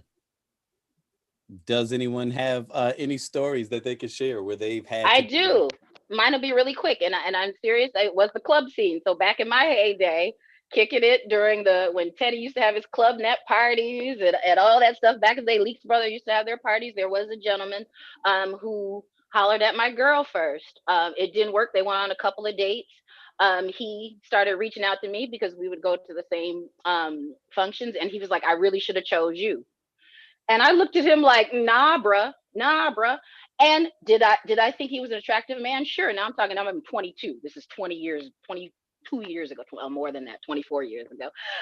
And at that point, I said I would never, because not only did it feel wrong and uncomfortable, I didn't even look at him that way anymore. So it has happened to me. And I would never disrespect And I think Aisha said it earlier. There are plenty of men out there. There are plenty of women out there. Don't pigeonhole yourself to think that if I'm not with this one, then I'm not going to end up in the right relationship, or it's not going to be right, or I'm missing out on the love of my life. Screw that. If he hollered at my girl first, I am not attracted to him anymore, and I'm done. And I totally blocked him, made sure that he had no connection with me. Did you So, ever tell yeah, your it's happened to girlfriend, me. or did you think that was overkill? I told her. And I was that close to her to tell her that, because I never wanted any scenario to happen where he said to her something about where my name came up and she didn't know the truth right then and there. I said it to her, I told her, and we were done, squashed. And later on, he did try to go out with her another few times, and she was like, "Oh, hell no." You know, you tried to holler at Krishan. So I've always been very transparent with that, very honest with that, because it will come back. And Chicago seems to be one of those small circles that it comes back. And back then, it definitely came back, because we were all going to the same parties back then. So yes, I'm very serious about that. If you even look at my girl, no, you're my brother. Or you know, This happened to me quite a few times. Like one instance, but I never told my friend. Her son's father had inboxed me. Now their son is like 26 or whatever. So he like inboxed me like, I should have had X, the son's name by you. Oh, so he said that, and then like he would like say like good morning or whatever, and I wouldn't reply. But I just like when he said I should have had a baby by you, I just laughed or whatever. But I never told my friend because I didn't want to make her feel bad. So I just like I just never told her. Because she can't undo that baby. Well, he's 26 now, but right, it's not even a baby. You know, but I didn't want her to feel like she wasn't good enough, or you know what I mean. Like, so I never told her. That, I mean, and also the fact that he told you like a child is like it's like a prize of like a relationship prize. It's like not that he wanted to have a life with you, not that he wanted to do anything else with you, but he should have had a baby with you. Like, I'm good, sir. You're like, I'm good. But I just couldn't believe it. Like, I just like, wow. And is it Najia? Am I saying that right? Najia. Okay. I just wanted to be able to say her name instead of Miss Harris. So, great scenario. I can't remember the name of this gentleman, because even with your story, Krishan, I wanted to ask if it had been that chocolate brother from that show that's on the OWN network, if you would have felt the same way, right? Like, I hate you, Isaac. Yes. And I'm just saying, and y'all know who I'm talking about, right? The one that's in that show that everybody freaking loves. I can't think of his name, but you know. Either, but yes, no. I can't think of his name, but he is a handsome brother. And I'm like, I know Krishan's type. And I'm like, if it had been him that was trying to holler at you, that tried to holler at your girl back in the day, you know. So don't act like you know me. The point is Queen Sugar, loyalty above, whatever. Anyway, so this next question is about false advertising, right? Do you feel or do you feel that the feelings that are associated with buyer's remorse are more to blame on the part of the person that's making the purchase, or due to the product being misrepresented? The person making the purchase. How come? I'm sorry. How come? Why do you think it's on them? The person he's not looking to be, I mean, he's not selling himself. That's, you know, I'm looking at him and coming up with my own assumptions and what I believe to be true. You know what I mean? So that's my fault. I mean, simply. I think it could go either way. If somebody's being deceptive, you know, purposefully deceptive, you know, then they are definitely wrong. Or if somebody's coming into the situation, you know, putting things on that person that's not there, you know, that's on them, you know.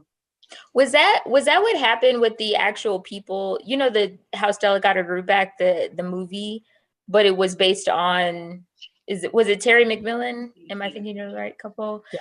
And the guy ended up being gay, but I don't know if he actually was in love with her or if he was just trying to get to the US. That it made me think of that when you brought it up. Somebody else may know that story better than I do. Yeah, because I'm sorry, go ahead. Oh, so you know, and I guess one of the reasons that I'm even asking this is because, you know, obviously the term buyer's remorse comes from a consumer space as we're talking about buying and the selling of goods and services. And so, you know, we have certain protections that are set up, you know, consumer protection laws that are supposed to protect you from fraud and feeling like you were, you know, being in some way lied to before you made your purchase. But there are times in life where the moment that someone doesn't get what it is that they're looking for, the assumption is I've been cheated, right? And Isaac, I had that happen. I bought this fucking iPhone 12 Pro, and I had an Android, and I haven't had an iPhone since 4S. I opened this shit up, and they didn't even have a power adapter in the box. I was so hot. I was like, you mean to tell me this phone costs this much money and you don't have a power adapter?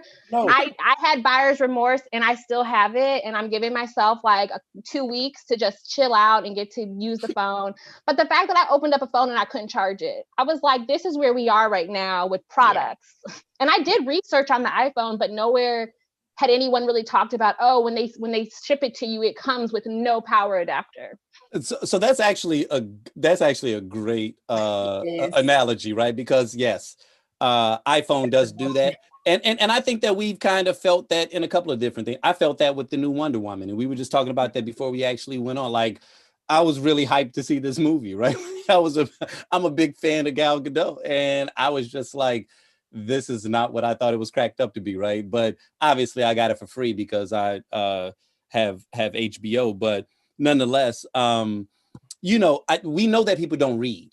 And let alone they don't read the fine print in things, you know, and so that's obviously why we had these consumer protection laws. But I guess what I'm asking holistically is what you all think is the responsibility of the consumer or the person that's making the investment to do all the necessary research before, you know, they make that buying decision. Now, obviously, we do know that there are people that are swindlers, but I feel like we've kind of gone into this space, and this is not in any way, shape, or form to victim blame, but I'm just curious to know how you all feel, what you all feel is the responsibility of the person that is making the purchase to do all the necessary research to make certain. You got to do the research, Isaac, but coming from media and working for a huge media company and working in advertising, a lot of effort goes into misrepresenting and creating an aesthetic. And they don't make it easy for you to have access to all of the information. Even reviews can sometimes be like false. And so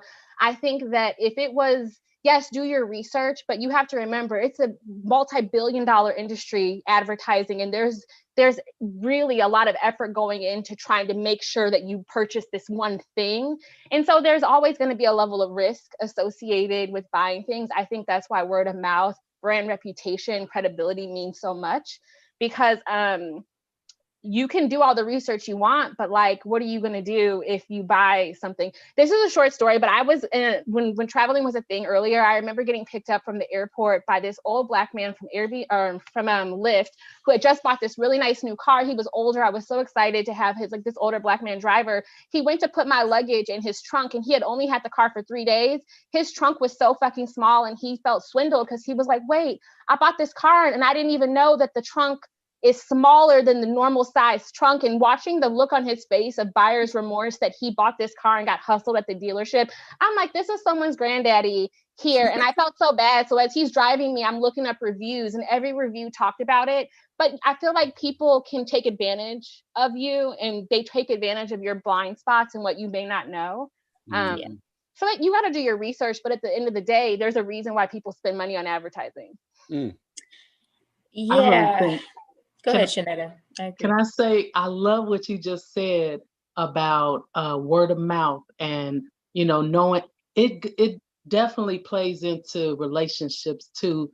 I think people who want to misrepresent themselves to you, you know, they can do it you can only do it for so long, but if you meet somebody, if you are seeing somebody and you know their family, or you have a coworker that's known them forever, I think it's so much easier to, not get, I guess, swindled or not get fooled if you know some background on that person.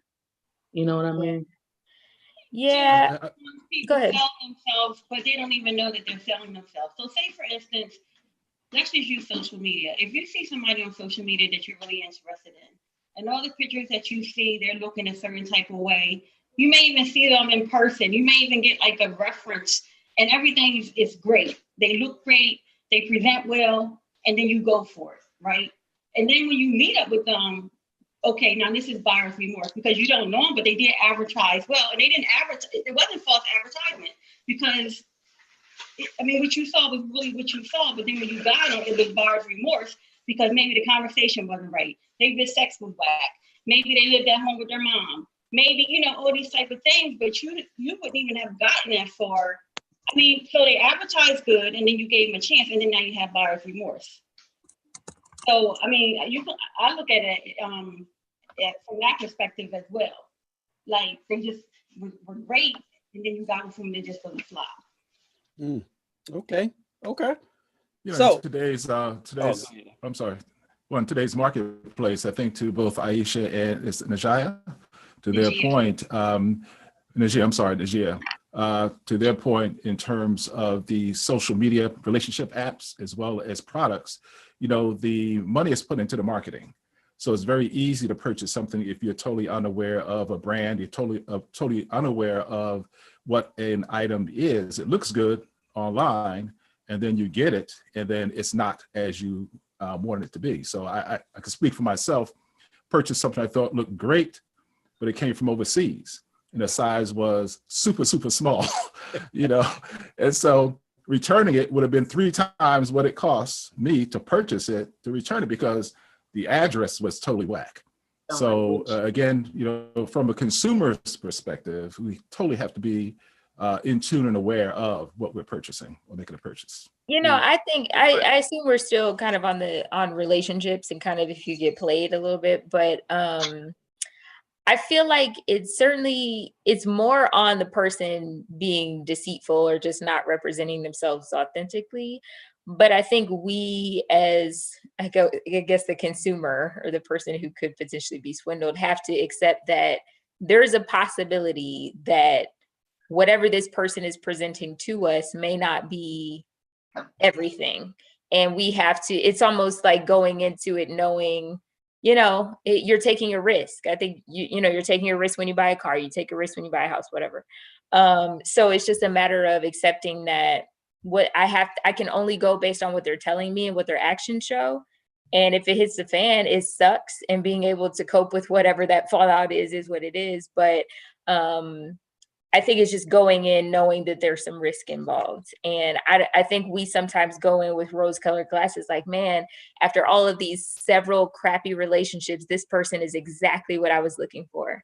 And we get so excited about that. And then it hits the fan because we didn't allow ourselves to just let it organically happen. And then we start to force it because it's like, well, shit, I kind of felt like this was it. So let me just accept that he's got an anger problem or, whatever it is. So, I think it's just preparing for that risk factor and, being an adult.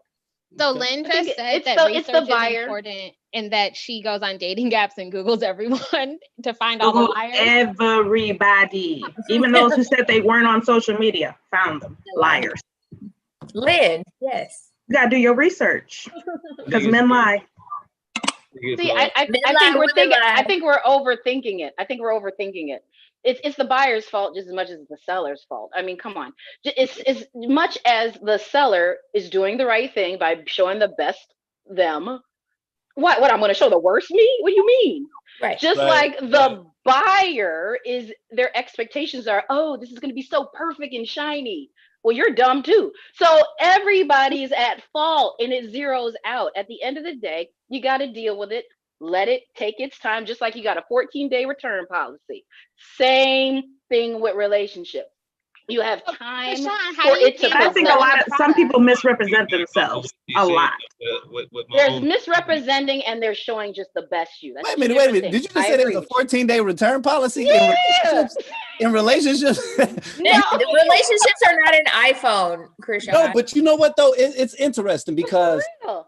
okay, so when we talk about buyer's remorse and we talk about consumer protection, I was attempting to formulate some questions where I could go down that path, but it's difficult to do that because it's hard to figure out what is the return policy. So just hearing you say that even made me think like I wanted to go down this path, but since you've introduced it, what do you all think is that return policy, right? And what I mean by that is, we can be in these relationships, and I guess one of the things that I get concerned with sometimes is people's inability to be able to leave a bad situation, right? And we see that there are times where this occurs. But then even when you Google buyer's remorse in relationships, one of the biggest things that they'll talk about is how there are times where every relationship goes through these periods where maybe you don't feel 100% fulfilled, right?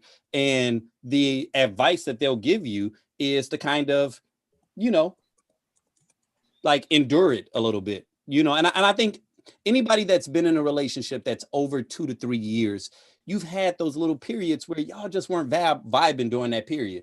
And maybe there was a little question of, all right, where is this going, right? But depending upon how much you have invested and how connected you feel to that individual, you kind of endure the discomfort. And what they've said happens more often than not is you get back to that better place again, right? And so one of the questions that I was going to ask is what do you all think is how a person can determine when this is your intuition letting you know this is not the right situation versus I should probably just endure a little bit, right? Endure the discomfort of whatever this moment is that we're in, with the faith, maybe, if that's the right word, that we're gonna find our way, right? We're gonna find that guiding light to be able to get back to that good space. Like how do you all feel we should? Because that's why I asked in the first question, do you think that buyer's remorse is a good or a bad thing? Because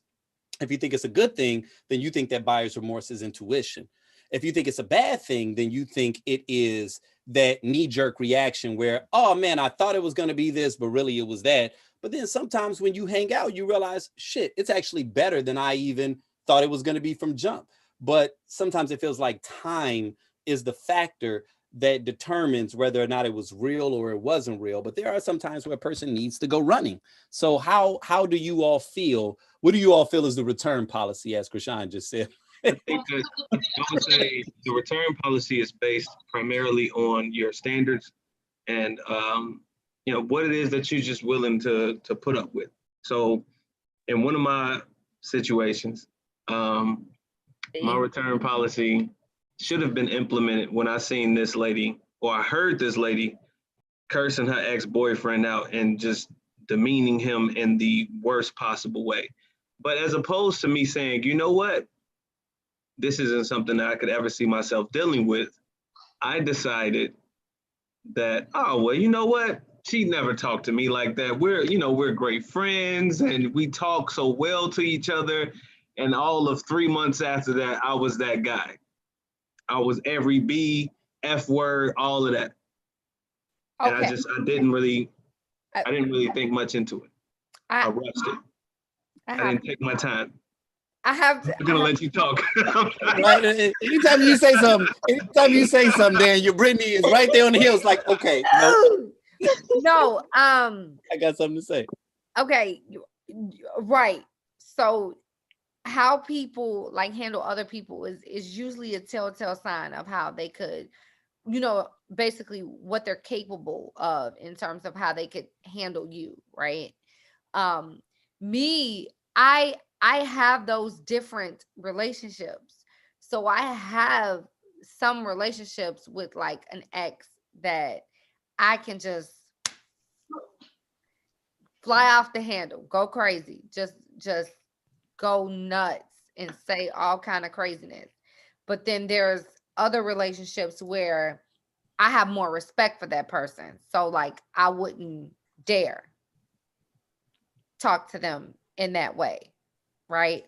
So it just depends, Daniel. I don't want to say that you should take, because there could be times where you could be with somebody great and you'll hear her go off on a motherfucker that just, he may deserve it, right? But Brittany, She may but never I talk think to you that way. I think So there's a you just difference. There's a difference get the between benefit being of able to like fly off the handle on somebody and like hitting them below the belt, where it's like I can't unsay what I just said. Oh, so, absolutely. so I agree. but what I mean by that is I think we're all technically capable of it, but when we do it, it does show your true colors.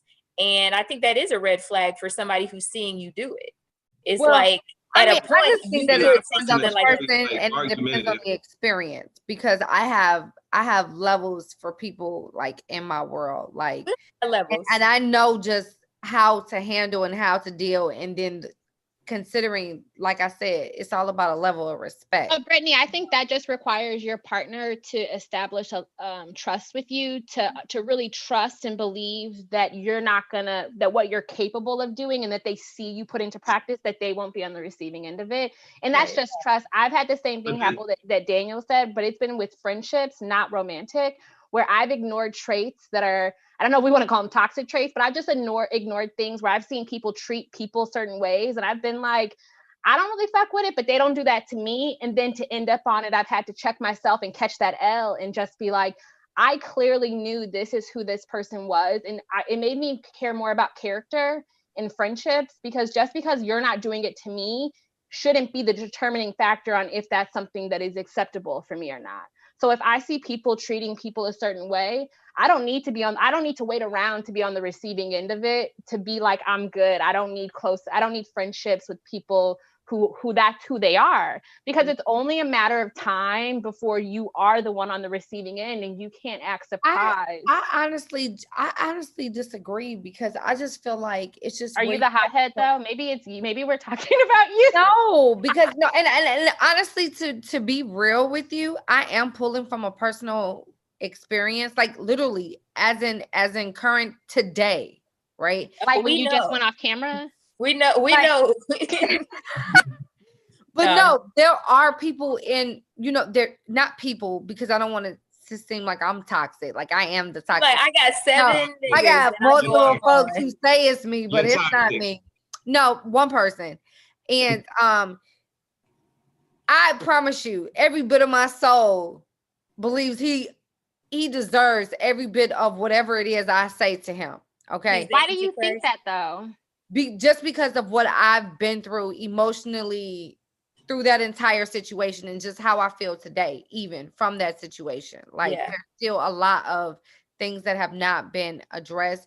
Is it necessary? Probably not. If that person though is that toxic, are they even deserving of your energy? They're like even not. negative. They're not. But I'm forced. But then that's another conversation. Okay. However, but because of that situation, and when I step back from that and take a real look at my other relationships with other males in my world, I don't give a fuck. Me and you could get into it real heavy right today, right now.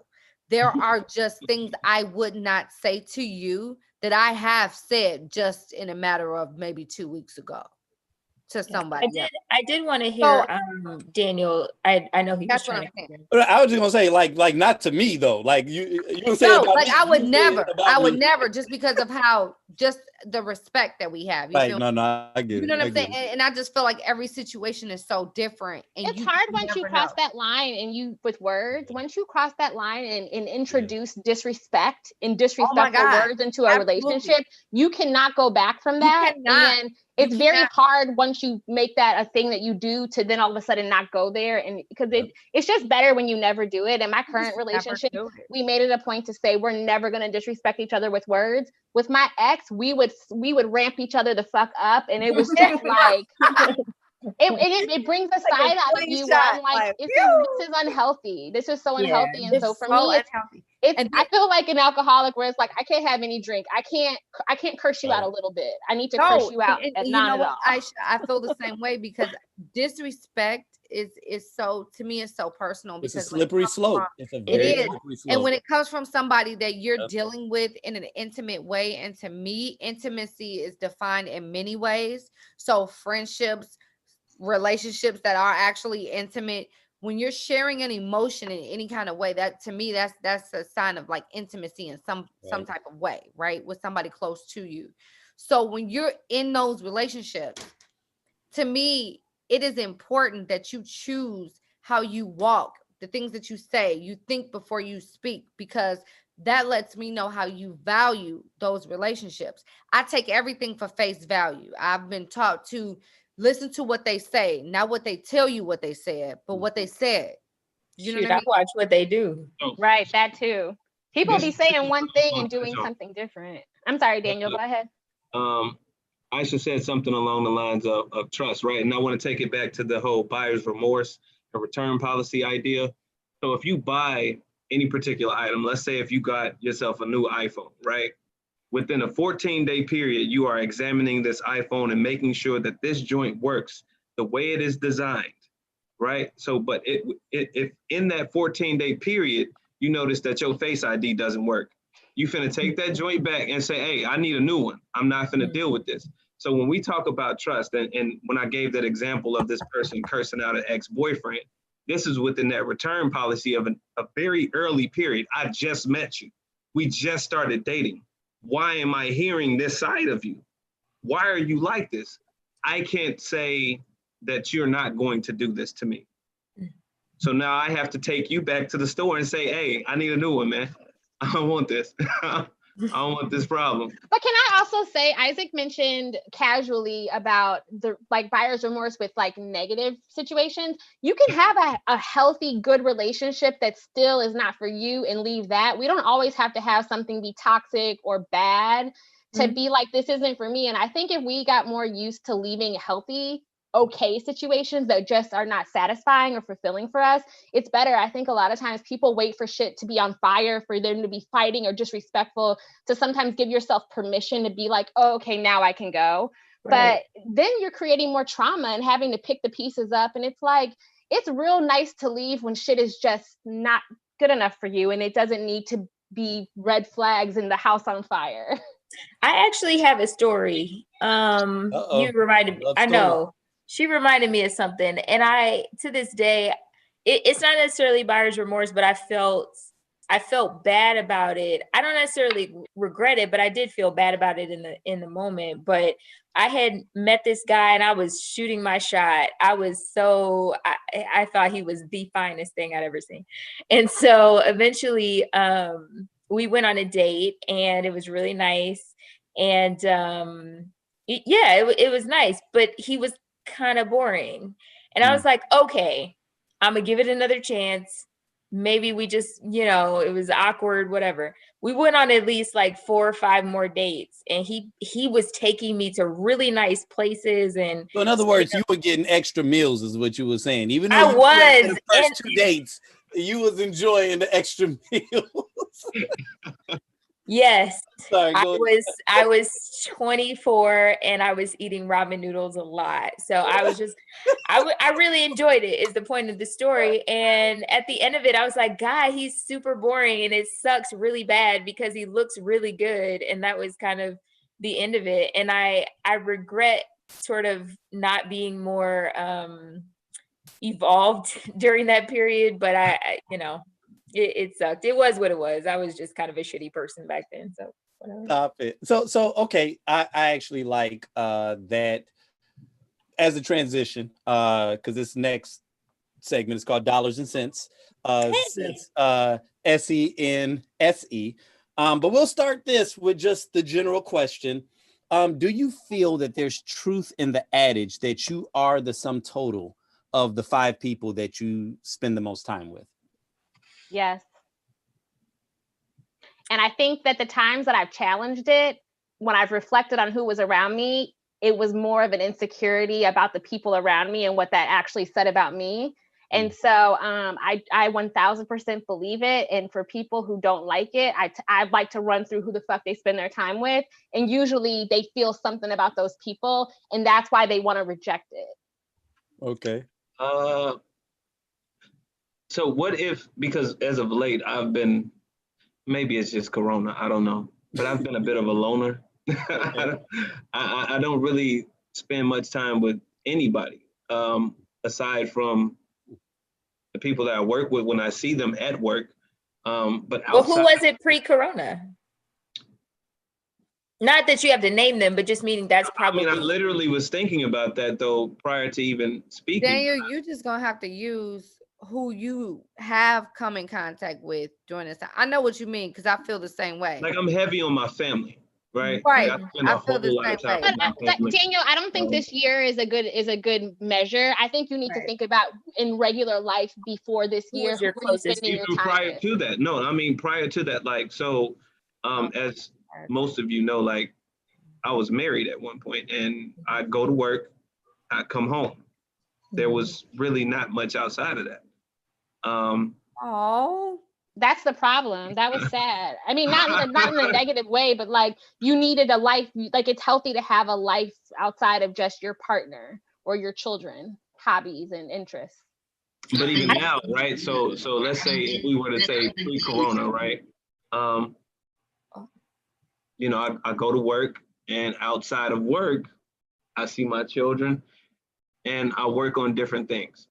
Like I might write some poetry, you know, whatever the case may be. But outside, there is not a lot of people that I kick it with. So for you, it probably doesn't really apply the same way. I think the question just doesn't really apply. So what is it in those instances then? I would think about the lack of relationships. If Daniel doesn't see a lot of different people. I would ask you why, because we all know that companionship and friendship is a part of the human experience. So maybe you're in a place of healing and introspection where like right now you don't have a lot to pour, like your cup, you're filling yourself up versus pouring into others. And so maybe there's a reason why you have the lack of extended relationships right now. It's not indicative of this is like who you are. Maybe this is what you're going through. It's like a necessity type of thing. And then probably also assessing the quality of the family members that you're the closest to. That's probably the equivalent. What's the guy's name with Najia? He was saying something and his name isn't in the little like bar. What's your name? My name is Lim. Lim, okay, I'm sorry. You were about to chime in. No, I was just to Daniel's point. He said he was married at one point and he went to work and, you know, only dealt with those in his small circle, meaning his wife and his kids probably. I said I think a lot of people do that. And I think when they come out of that marriage, if it does not work, they find themselves much like Daniel. Now, who do I turn to? Where is my support group? Who do I lean on? Because they didn't lean on anyone when they were in the marriage. So I don't think it's unique. I don't know if maybe I'm misunderstanding. There wasn't a point that there was a point. There was a brief point where I was looking to turn to someone, but it's gotten to a place where I don't look to turn to anybody. I actually just write if I ever feel inclined to, but yeah.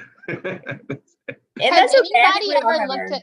Oh, I'm sorry, Casey. No, I was just saying, I think we all have our coping mechanisms or whatever, but I agree with what you were saying, Aisha, that I do think that I don't know about the 5 people. I can't even really think exactly about who those people would be. And it shifts so much because I move so much, but I think I would be hesitant to try to sum it up because I guess I would question, am I summing up like what they do for a living or how good they are to other people? Or, you know, I think what we would consider like the sum total of the people you keep around you, like, you know, some people can look at a certain friend of mine who may not be as successful financially in certain areas, but she's an amazing person to her friends. She always props me up, you know, just all of these different things. So I think it depends on how you're defining, you know, the sum total of the people around you.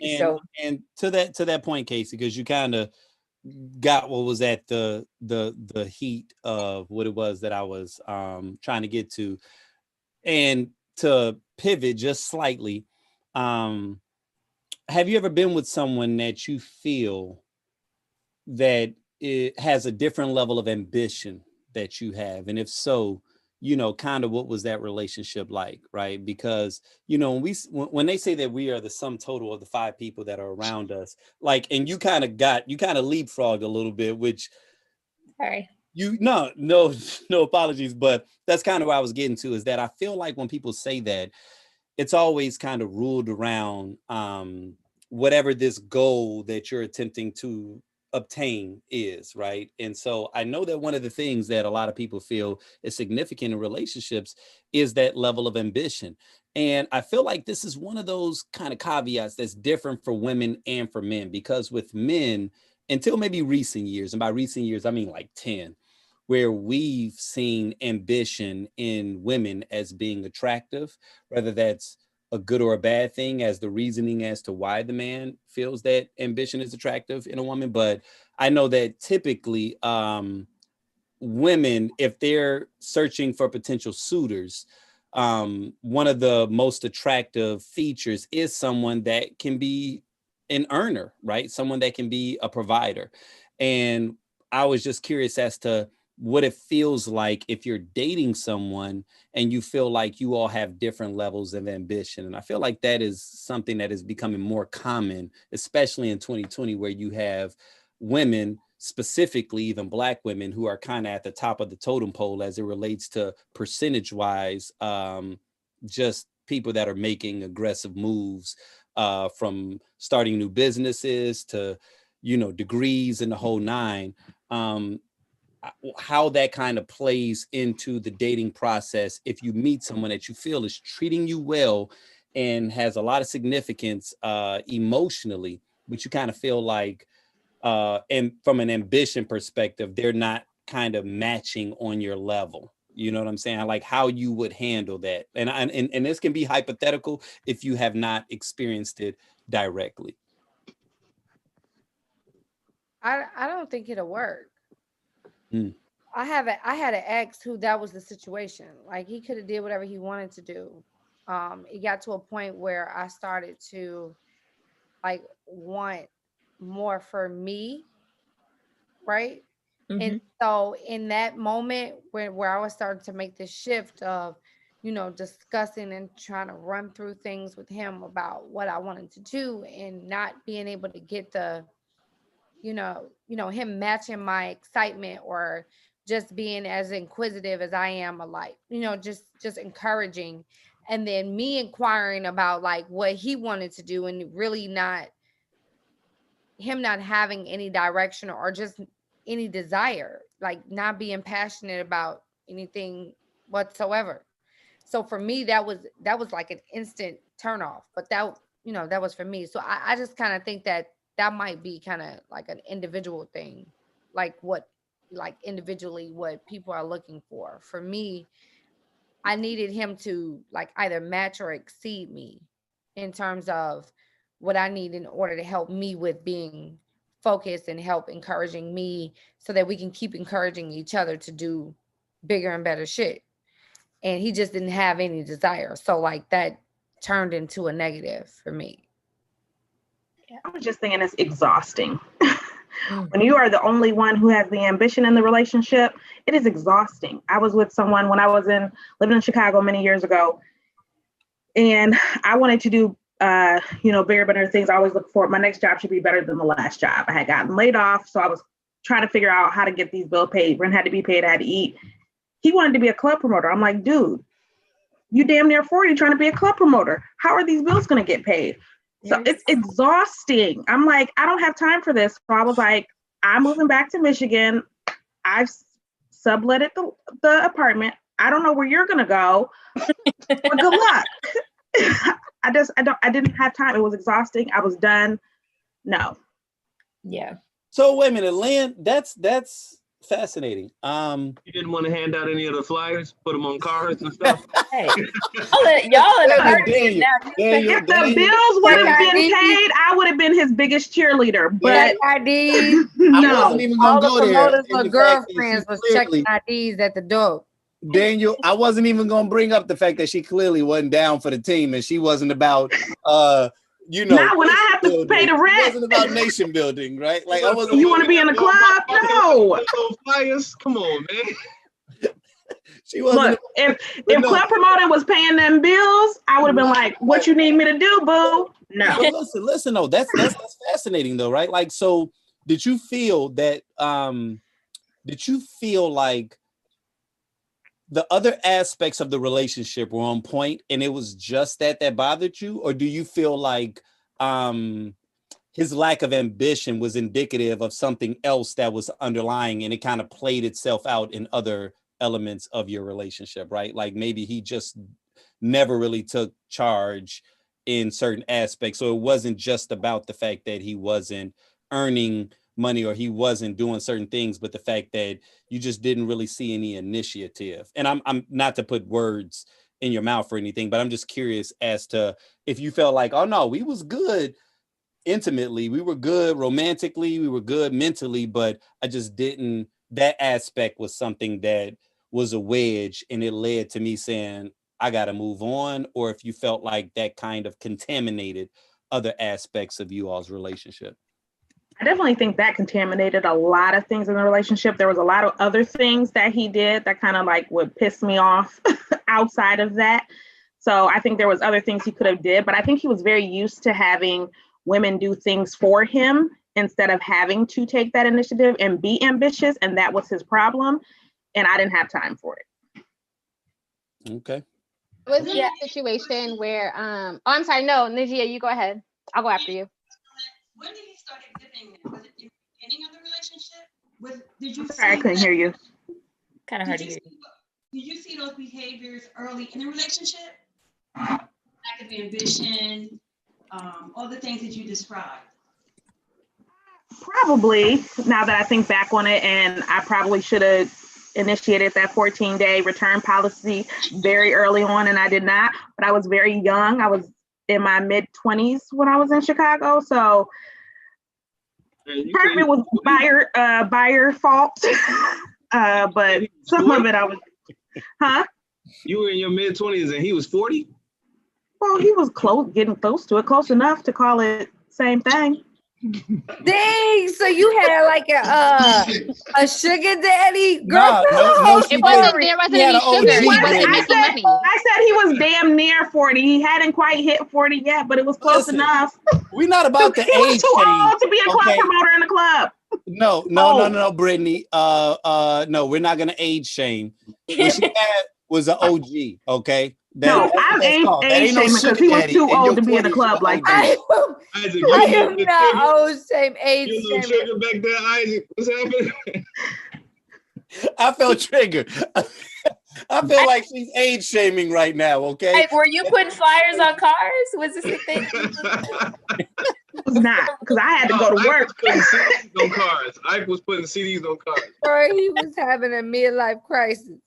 I was in a relationship where the relationship didn't end because of this, but after the relationship ended, I realized that I felt this weight lift, and the weight that lifted was that the person I had been with was not ambitious, and they had dreams that they were scared to chase. And this isn't chasing your dream and not having a job at the same time. Like, they always had a job. But I realized that I couldn't be with someone who I needed to put my foot up their ass to have them go for something that they said they wanted. And I felt this relief that my life wasn't tied to somebody who would never chase their dreams and would always just talk about the things they wanted, but had so much fear they would never go for it. And so I was like, oh my God. So our relationship did not end because of that whatsoever, but it was like an added bonus. And after that relationship, I said I would never be with someone who didn't have hobbies and passions that they were pursuing. Right. I like stability. So I'm like, to Lynn's point, I'm gonna need these bills to be paid. Like, I have a job, you should have a job. I like income stability. But I want to know that you have hobbies, you have interests, and you're not afraid to like go after something in life. Life is so short. I don't want to be with someone who only wants to live a safe life. See, now I think the question can also be shifted a little bit to, because I dated a guy in college who was also he was a rapper. And so was you in a music video we don't know about? Casey for sure pulled us to a show before. He was such a supporter. I took my girls to these terrible shows. Oh, I worked on his He wasn't MySpace even good. page. He wasn't good, Casey, on the rap end. I mean, he actually wasn't bad. He wasn't bad. Oh, okay. No, Okay. All right. As long as he had potential, and we'll talk about that later, Aisha. Potential, right? I'm sorry. But the thing was, it was also exhausting even still, because it was like that, a person getting on as a rapper is, 1 in a million, whatever the case is.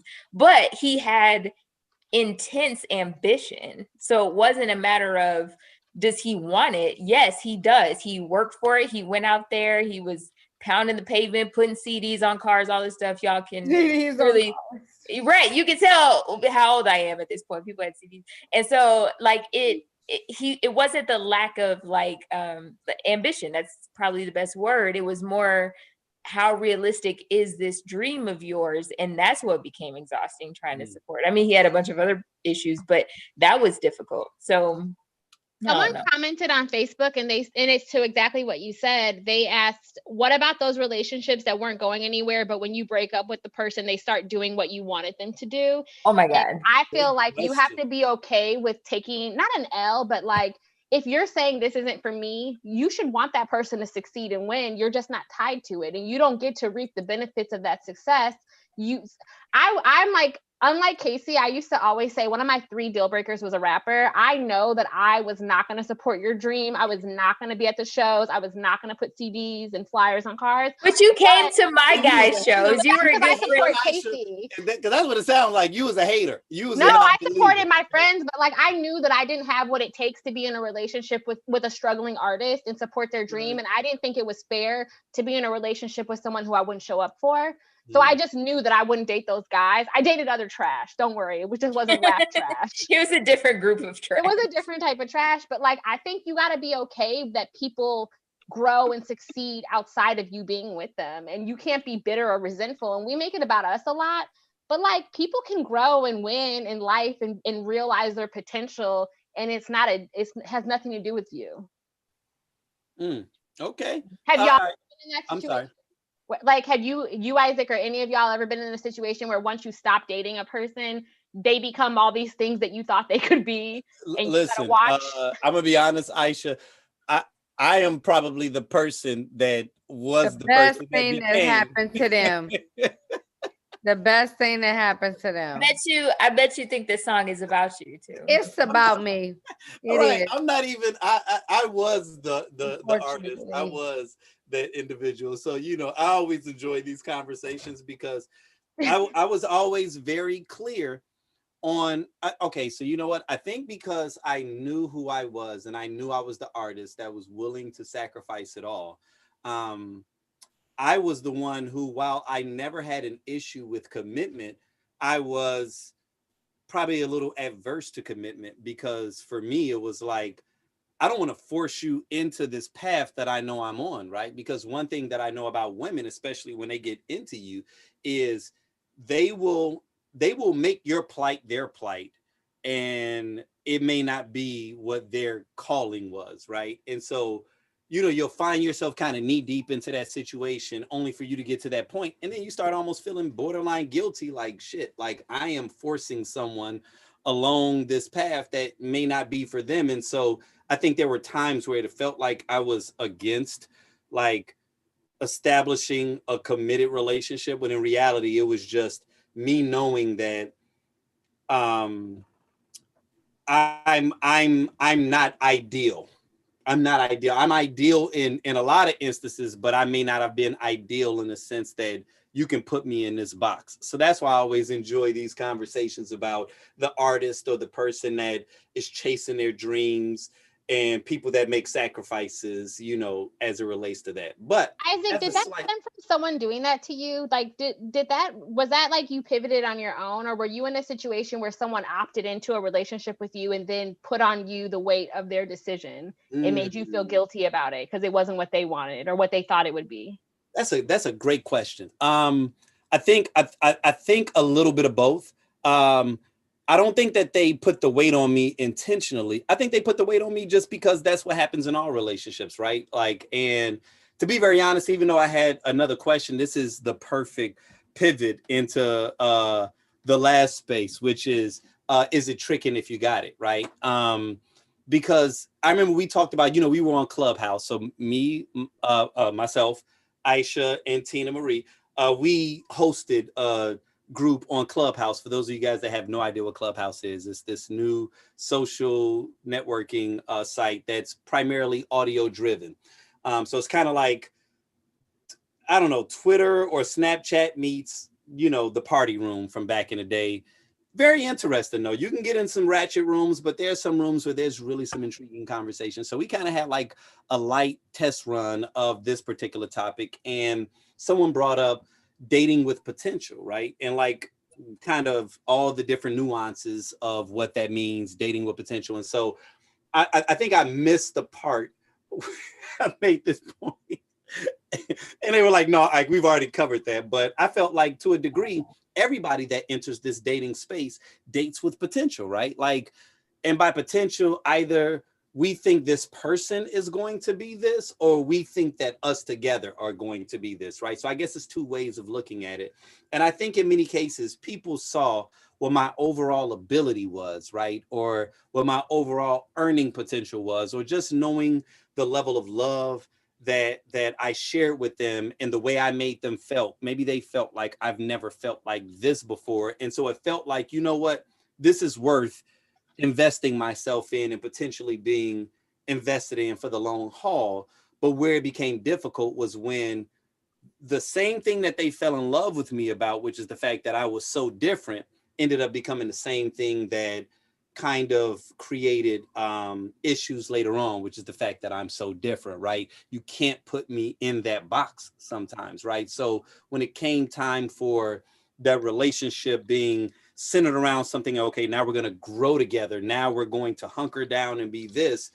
If I wasn't prepared or ready or able, whatever, to do that, then it became like an issue. So I don't think that they did it intentionally in terms of trying to turn me into something that I wasn't, but I think it was just that natural space that relationships goes toward where I wasn't equipped to be the person that they would have needed me to be in order for us to get to that next space, right? And so it got it, I think that that's when I kind of developed this space of just understanding if you cannot be with what a woman wants you to be, then not only do you need to, one, be honest out of the gates as to what that is, but two, you need to not allow yourself to get too deep into that space where she ever feels like you're misleading her, right? And so that came with its own level of baggage, but for a while, that was kind of my MO.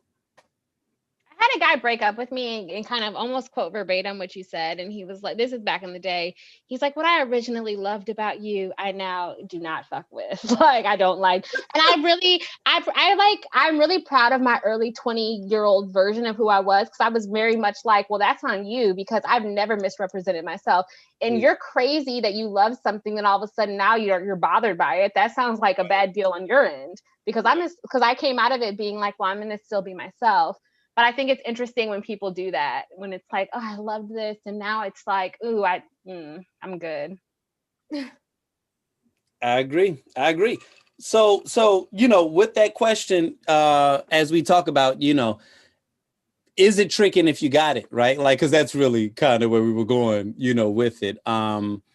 Has anyone ever experienced something like that where they felt like because this is part of buyer's remorse, right? Like that those same things that you were initially attracted to, that you initially saw as being something that was advantageous, ends up becoming the exact thing that later kind of turns you off.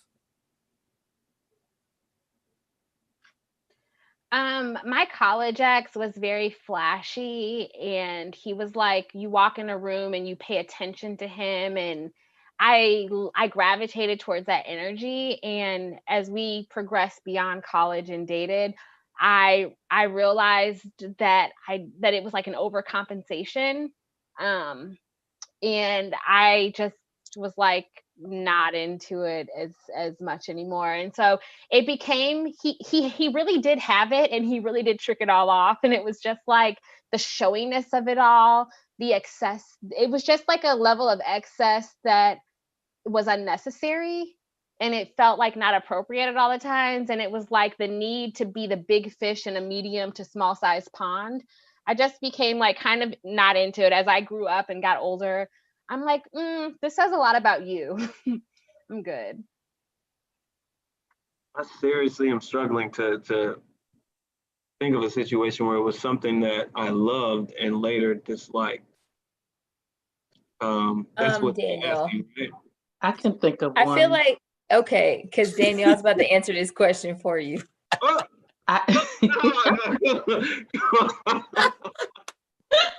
I'm sorry. So I'm thinking about, we're talking about a character trait that we loved, and then we were just like,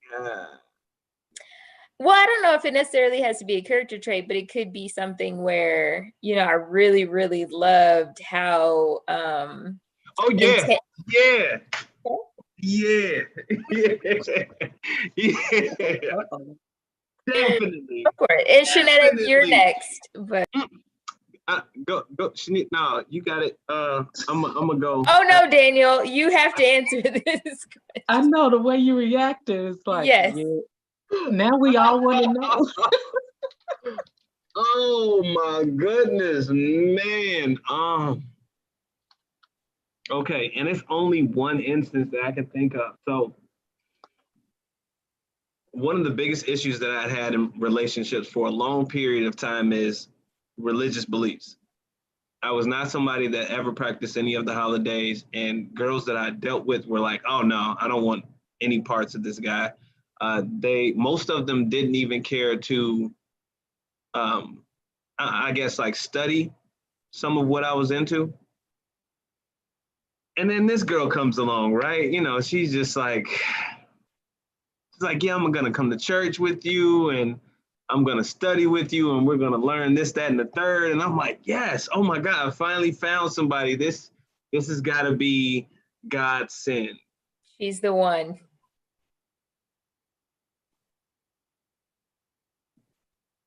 So it went from, you know, learning different things about God to that becoming like, it was like weaponized in a way. Like, you throw a scripture at me like, this is what the Lord is going to do to you because you finna do this. I'm like, whoa, I didn't see this person coming at all. Now, she became one of the most overzealous, self-righteous people I'd ever known in my entire life.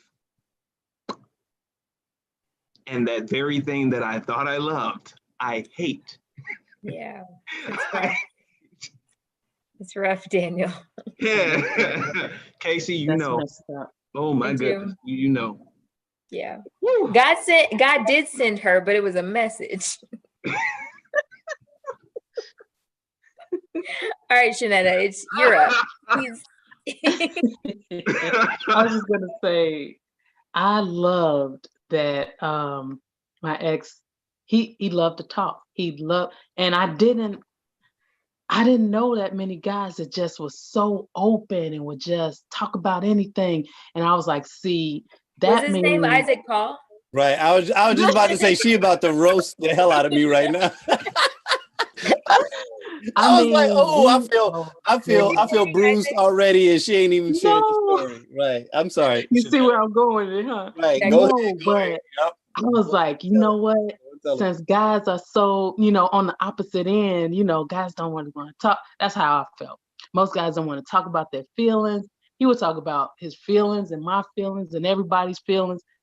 And so you can imagine after 9 years or however long, you know, after a marriage and after a divorce, he's like, would you shut up a little while? Can I get a word in edgewise? So yeah, that I still like guys that talk, but yeah, I'm kind of good on that right now. Interesting. Isaac, they talking about both of us, man. I already know it. I already know it. Okay, but here was the question inside of that space that I was curious about, right? Like, and do you all feel and this may be a cultural thing, right? So I'll go ahead and preface that to say that this may be a Black thing. So this is I feel like we got family in this room, and so we can obviously be honest with it. But do you all feel that as Black people, you ever feel any kind of apprehension as it relates to sharing your accomplishments or your success because of the awareness that the people around you may not be experiencing the same thing? Never. But what do you mean? Can you explain it a little bit more? You know what? I can. And I'll say it on a micro and a macro level, right? Like on a micro level, even if we're talking about 2020, that I feel like people. One of the things that I shared early on was about that meme that I read where someone was talking about like share all your successes, or they didn't say brag, but basically like they just wanted that positive energy of something that you've done that you're proud of this year.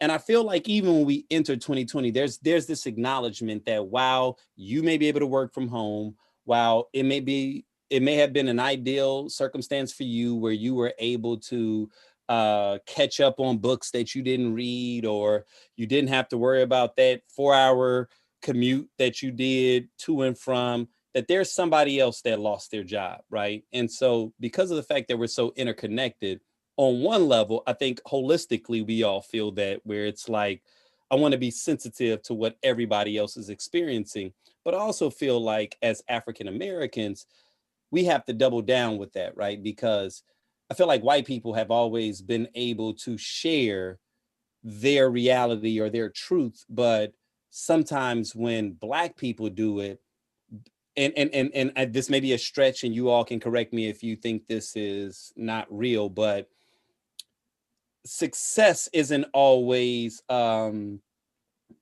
isn't always considered indicative of what I feel like anytime it's the struggle that's considered Black, right? Like the struggle is a part of the Black experience. So the moment that you experience anything that's beyond that, it feels like you are not experiencing what Black culture is experiencing. And so there may be some apprehension in sharing that openly the same way that other people do, for fear that you may be insensitive, right? So I was just wondering if anybody has ever felt any type of apprehension about sharing things that are good with them, whether it's monetarily, relationship wise, because you're like, I don't want to seem like I'm bragging, even though this is a real thing that I'm experiencing. Yeah, go ahead. I'm sorry. Go ahead, Taria. For everybody, I'm joining the party a bit late, but all right. I'm so excited to be here. I used to feel that way in a previous version of myself. Growing up on the south side of Chicago, being the first person in my family to go to college, like all that, it was a bit different than the family I grew up with. But it had gotten to a point where after college, I would go to family reunions, and I'm just like talking to my cousin one time, and she like, why are you talking down to me? Why are you talking white? Why are you like just offended by how I talk? Or several things that happened that made me self-conscious about how I showed up in spaces with family. Like, I don't want to dress too much, or I would tell my husband, like, let's not talk about that 2-week trip to Europe we just went on, because people, I was just getting shade like that, because on one hand, it's like, I'm from the hood, but I don't live in the hood anymore. And so when I go back home, it's like I'm not Black enough, but I show up in the corporate space and then I'm too Black, right? So it's this in-between space that I lived in. But that was the previous version of self. Now, listen, like they about to get all this Taria magic. It's like I'm just here, and I am surrounded by people who vibrate on my level, and people who aren't on my wavelength. It's like we are just like not in close relation anymore, because I've grown so much that like everybody doesn't see the world the way that I see it, or have like open-minded perspectives. And for being around people who aren't open-minded like that, then I it's like I know what I'm getting, and I make conscious choices around what spaces to be in at this point. So I agree with you. And I think that for me, I am very privileged I'm from Chicago, but I'm privileged to have lived in Seattle for a long time. And the majority of the Black population in Seattle are all transplants. And that means that the majority of Black people who live in Seattle relocated here because of a job. Most of the jobs are with very like high level, like name tech companies and whatever. So you end up living in a little bit of a bubble. But I acknowledge that privilege. And to me, I don't define being Black right now as always being struggle and these experiences that we tend to attribute to like maybe more like humble beginnings or like negative. So for me, being Black is also working at Amazon, working at Microsoft. It's all of these big things. It's having extra income. It's working from home. It's all of that stuff. I also have family my family's from Mississippi. So I have family members I've had family members die from COVID. I have family who don't have the luxury of working from home. They still are having to work right now. They're frontline workers. So I haven't lost touch with my reality. And I think I exist in both spaces. And so socially on social media, I still celebrate my wins. I don't talk about money socially, just because my mom raised me not to have people in your money counting your money. I like to talk about debt, and like I like to talk about financial stuff as it relates to having a healthy relationship with money. But I don't necessarily need to like celebrate a promotion or a raise or anything like that on social media. Like I can do that with my real circle of actual real life friends. I think that's being a little tone deaf. Also, my mom counts everyone's money, so I have to be very careful with telling her what money is, because my mom is the mom that if you say one thing, I don't want to stray. My mom, I was on the phone with her. She literally told me she went to a website and Googled my net worth. I was like, are you serious? Wait a minute. This website exists? You are not famous for your net worth. I mean, because I ain't gonna lie, like I ain't done that to famous people, but I didn't know that we can do that for like you can do that for us. My mom literally, and my mom tried to frame it like it was tell me that else. site. It's gonna tell me something. Isaac, my mom tried to say to me, "Oh, Catherine, we need to do a parents episode of this." My mom said to me, "Someone told me they Googled your net worth and it said this." I was like, "Someone told you?" Like, I'm like, "What website were you on?" I was like, she said, "Yeah, it said your salary is this and your net worth is that." I'm very normal. I was like, "Mom, I think it was you." And so you're not being honest with me. I was like, that website's not correct. That's not my salary. Dopest thing you said though is we need to have a parents episode. Yo, that would be the most lit thing ever, because I could just imagine. Counting all my money is the reason why I'm just like, I'll talk to friends about salary, because I like to have I think Black people need to openly talk about money, and we need to talk about debt. We need to talk about things in the world that we live in. But like, people will count your money and try to tell you what you can and cannot do with it, and they don't pay any of your bills or live in your home. And they're also not successful. And right. So to Isaac's initial question, I did find myself in both scenarios where when I got promoted, I didn't share it because of sort of, I guess, historical things where, when you are too this, you're too bougie, like, Taria was alluding to. And then I went to a networking function with other Black professionals. And, a friend of mine was like, you need to be vocal about what your job is and don't shy away from that, because more young people need to see Black people in these positions, X, Y, and Z. And so I'm at this networking function, and this guy asked me what I did for a living. And I said I was vice president, blah, blah, blah. And he goes, "Oh, everybody's a vice president, right? Like they give those out." And I was just like, "Nah, I'm the only one."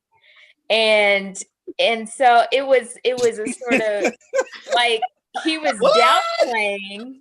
So in other words, he tried you, is what you're saying, right? Like, and that's fine because oh no, no, he tried you.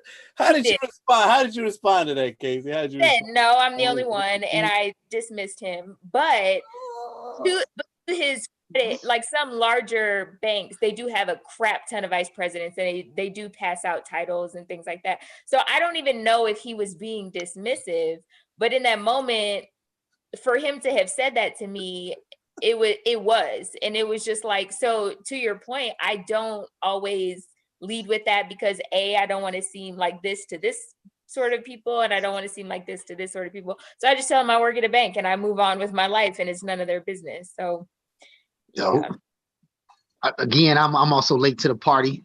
Thank y'all, everybody, for y'all's patience. I know y'all was all waiting on me. Good to see you. Oh, we were actively waiting. No,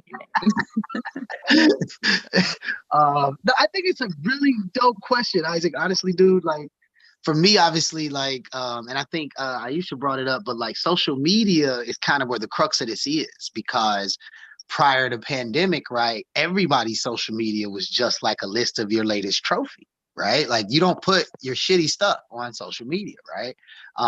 So coming pandemic wise, I think the people's habits with social media was to like, oh, I just, got a promotion. Let me post.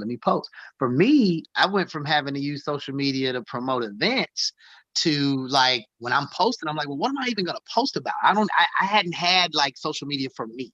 It was really more of a business venture, right? Like to promote the party, the concert, or whatever, or show the picture of the event, not like to do anything for me. So this year, changing and becoming a teacher, or going back to teaching, and doing a lot of traveling, I think it is. I had to like make all my accounts private again. So it's like showing certain stuff is not even an option anymore. But as far as feeling bad about it, I too do not try. I definitely don't do the floss thing. That's never really been me in general. I've never been like let me show you my new Jordans or none of that. I've never been like a real big material guy in that way. But with all the traveling I've been doing, I realize that makes other people uncomfortable. Even my own mom and aunts, right? They're like, "You going where? You going to Miami? What you doing in Miami? Right? You going to Los Angeles? You getting on a plane? You know what I mean? Like it's been a lot of that this year. But like, in those places, I have been posting like pictures, right? And what I've been trying to be conscious of is in the messaging to not be on some gloat, right? Not be on some, yeah, boy, I'm out in Miami killing it. It's more like, reflecting on, what a year this has been. Like trying to use it more in like a yogi type. Is that what you were actually doing though? Like, or were you? I was partying like a mother. Because I was about to say Aisha is about to read you, because early on she didn't like the fact that Brittany just came from Vegas, so she's here with bated breath right now. To be fair, everywhere I've been, I was either with like a family member or like my brothers and sisters, and we pretty much stayed in our own space. I haven't been going to like public spaces like that. We did go to the beach because it's Miami, you know what I'm saying? But everybody's socially distanced and you outside chilling, and I definitely haven't been doing like event stuff. Mainly, I mean, not even so much for me, but just because of family, you know what I'm saying? Can I ask you a question, McKinday?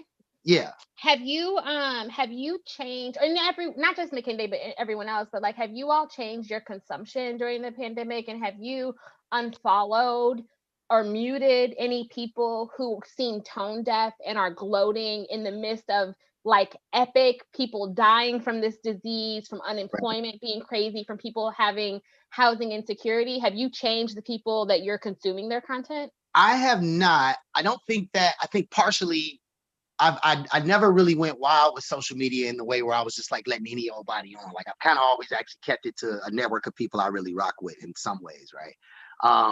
So I don't think that many of the people that I already was following are that kind of person. But I will say I did not fuck with the Kevin Hart shit. The comedy special he did. In his house? That one? Yeah, yes, particularly because he got to that part where he tried to do the, I'm gonna say whatever I want on my house, and it just read real wrong to me. But I haven't had to like cancel anybody or nothing like that. The greatest comedy special ever. I don't know what you're talking about. It was not, man. It was not. I just can't I can't agree with anybody that thinks this was his best shit. Even his last thing that Kevin Hart did was tone deaf. I'm joking. Oh, you're joking. Okay, I couldn't see your face. Oh, okay. Gotta put it in gallery view, McKinsey. You almost got me, Daniel. You almost got me. I was about to be like, really? Right. Now, I didn't think it was as trash as, say, Wonder Woman. I didn't think it was as trash as Wonder Woman. Sure as hell didn't see that. I didn't think it was. Really? Y'all thought it was like complete trash? No. Funny jokes. I didn't think it was complete trash. I think he tried to give himself a level up. I think he tried to do something that currently only Chappelle can do, and only Pryor did. And I think. Oh, you're talking about Kevin Hart. Yeah. But yeah, Kevin Hart is also just not, I don't think, as likable as Dave Chappelle or as of any of the other greats. I think even with Kevin Hart's last special that he did, he's very tone deaf. I think he's very stubborn, and I think he doubles down on being loud and wrong. And I think it's a turnoff, and people's tastes have evolved and changed. And so for me, even with his last special he did, I divested from anything he does. And it's not like an actively shitting on him, but it's like I just avoid his projects because you're talking about this one, the one that he did in his house, right? This one in his house, but then the one that he did before when he had like that little like 4-part series, when he did like a series, like a it was kind of a documentary on. Yeah, he did the documentary. The documentary is what actually made me be like, I don't really like him as a person. So as I don't really want to fuck with his art. But there were some influencers who at the beginning of COVID were so tone deaf, and they're still posting about cars and clothes beaches and clouds and things. Yeah, and so I unfollowed a lot of them because it made me reevaluate the content I was consuming. And so it wasn't necessarily real life people I know. There's a couple of people that I've muted for like 30 days. To be like super honest though, like I hadn't even really thought about, because like to your original question, Isaac, one of the things that popped in my head when you first said it is like, this has secretly been like one of the greatest years of my life, like from a professional standpoint, from a personal standpoint, from like from a life goals type of shit. And so early in the year saying that, I remember going, damn, you don't say that. You don't say I'm having the most amazing year of all time. Everybody else is fucked, right? But I found a lot of people also think this was a great year for them. So one, I think that there's some level of that a lot of people are having great years, right? Right. The part where I got aware of the tone deaf piece actually came from one of the liquor brands. I was sitting at a place and I was trying to figure out like, yo, they sitting on all this money.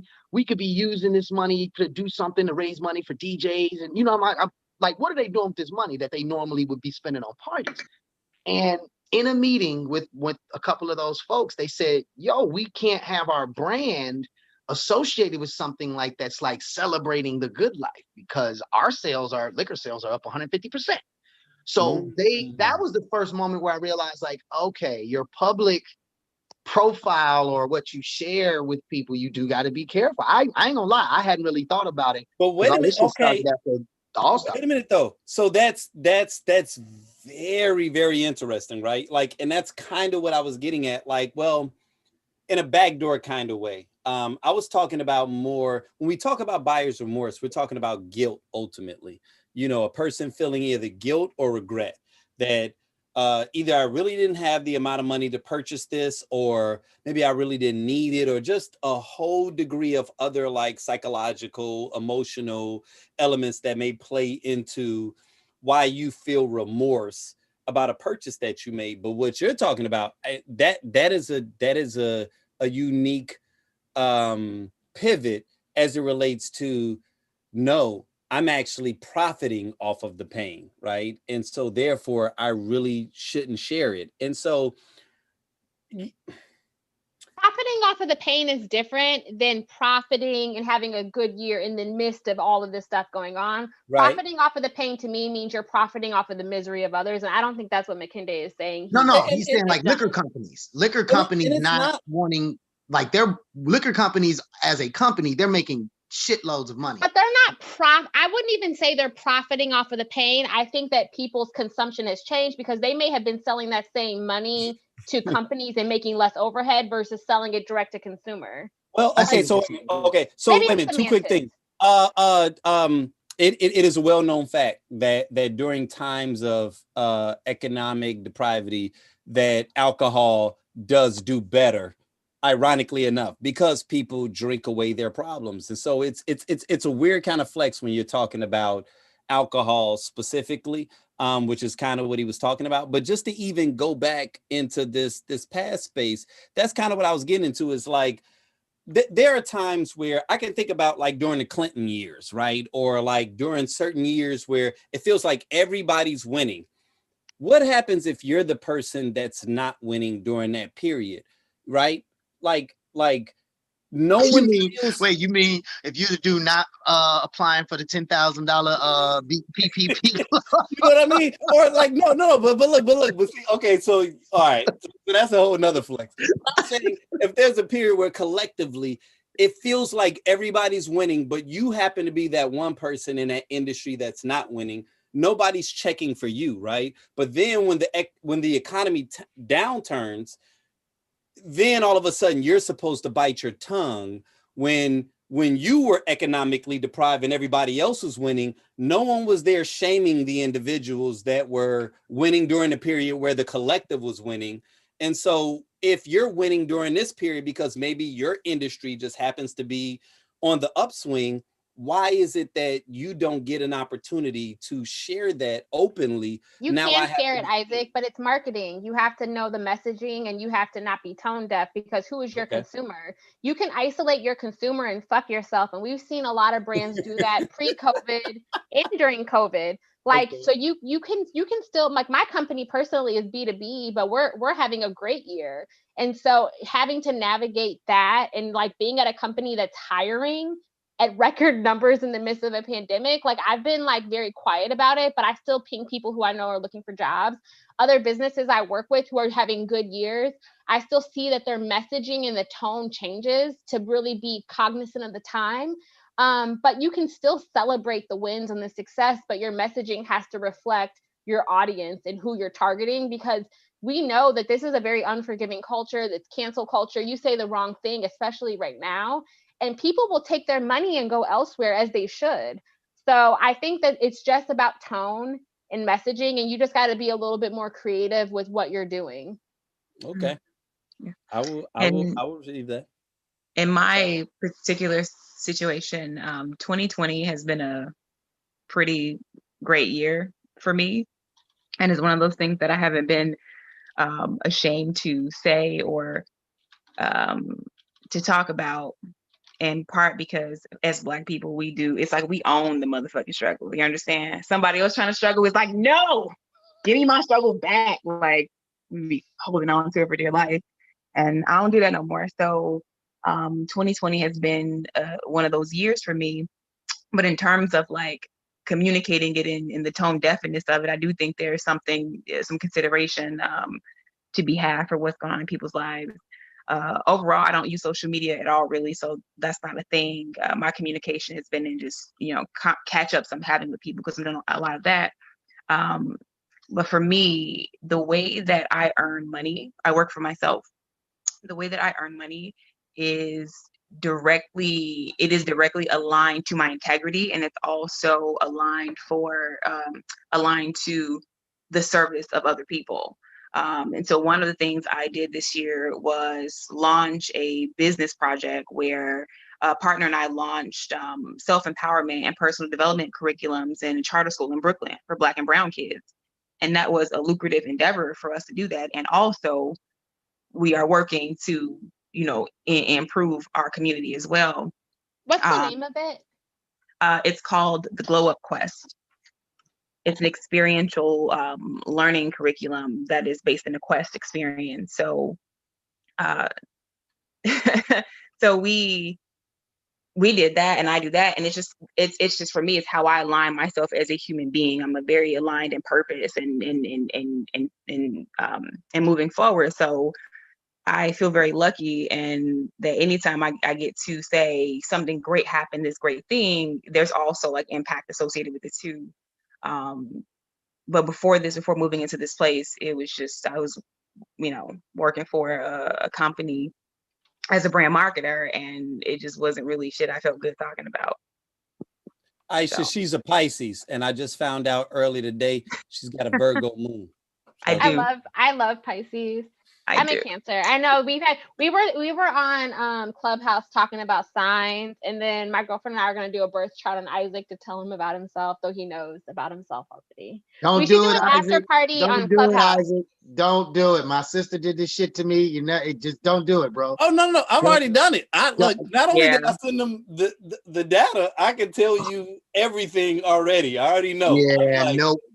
It's gonna be so different when they do it. McKinsey, someone on Facebook asked where you got your Sir sweatshirt from. There's been a few requests for a Oh link. snap! Right. So Sir and Madam is a brand. I forgot we was on Facebook. Sir and Madam is a brand in Chicago. I believe so. They had a physical store here in Hyde Park. But I'm under the impression, if I'm correct, that they've actually moved out of that. So just find them online. I can type it in the chat, and maybe you can type it on the Facebook thing. Yeah, type it in chat, and I'll share it on Facebook because people are really digging the sweatshirt. And Yeah, McKinney, you have a podcast, right? I got a pot. Well, it's not mine. To be fair, super funny story for probably not. You're the reason why we following it, though. You know what I'm saying? You send us. Yeah, I invited y'all. And I've been enjoying it. It's yo. Look, let me say straight up. The group is lit. My homeboy, Amon Phillips, gets all the credit for this. This is something that he brought to the table at like right around pandemic time. Oh no, this was like maybe March. And I was like, man, nobody's gonna there's a 50 million podcasts out here, bro. Nobody cares about what we think about the shit that other people who already are talking about this stuff thinks. So he was adamant.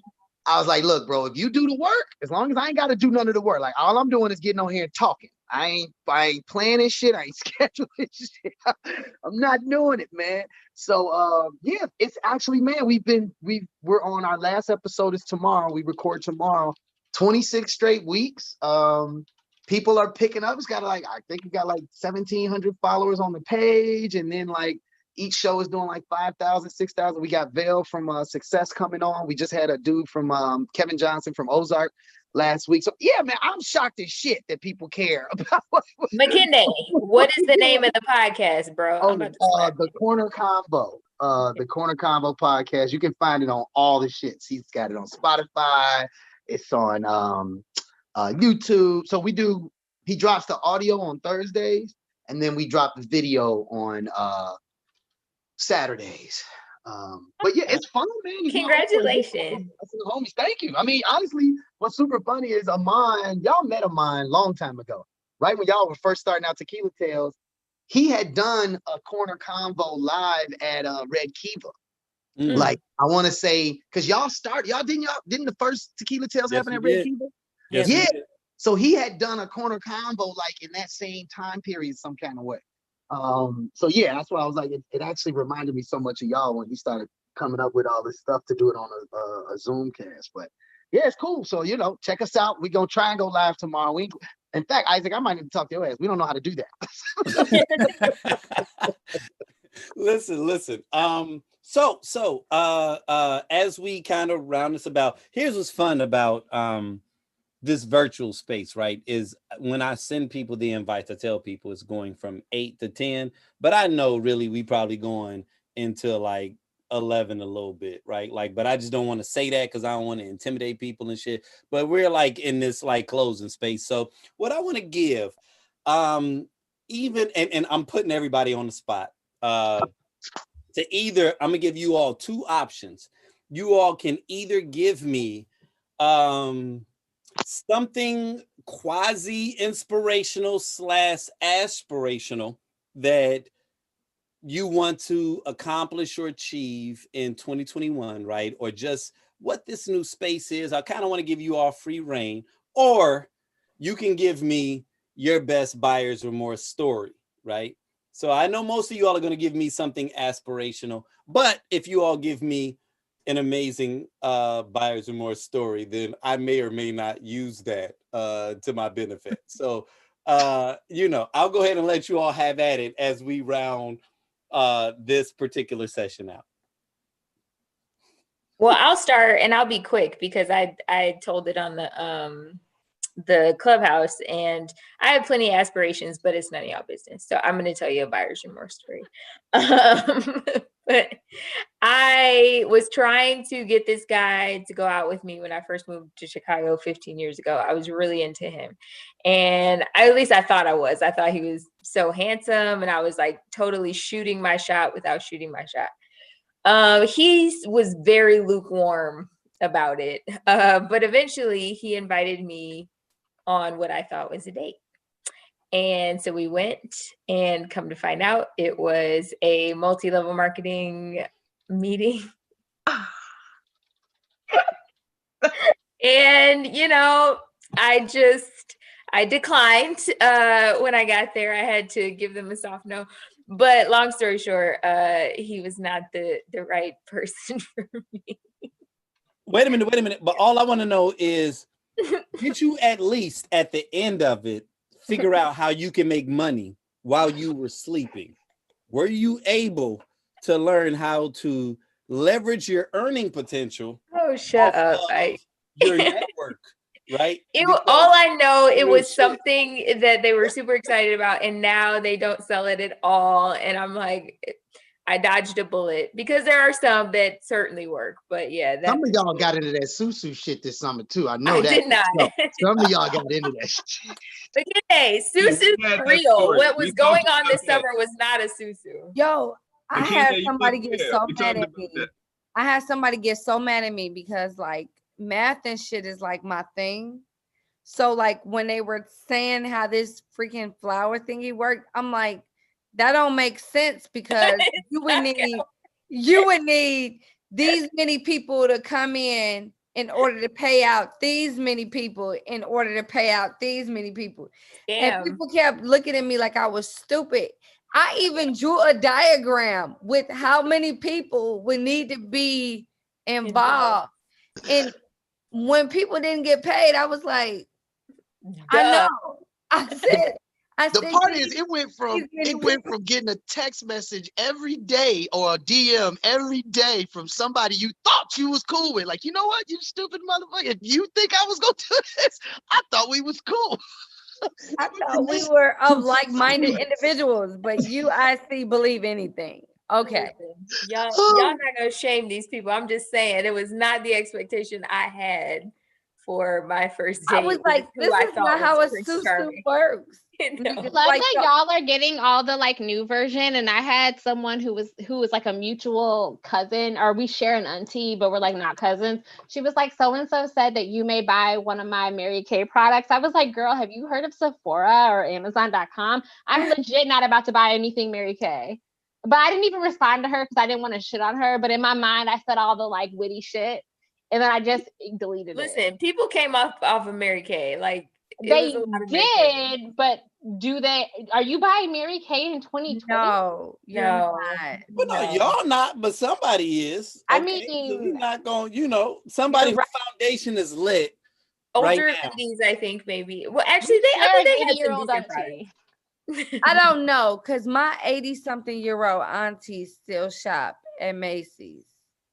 Okay. The makeup counter at Macy's. Like, actually, Marshall she's not Fields. shopping at Mary Kay. Get it right, Marshall Fields. She ain't Oh, shopping. yeah. So that was my story. I'm gonna pass it to whoever's next. Right. So, anyone else? We're talking about aspirational, inspirational.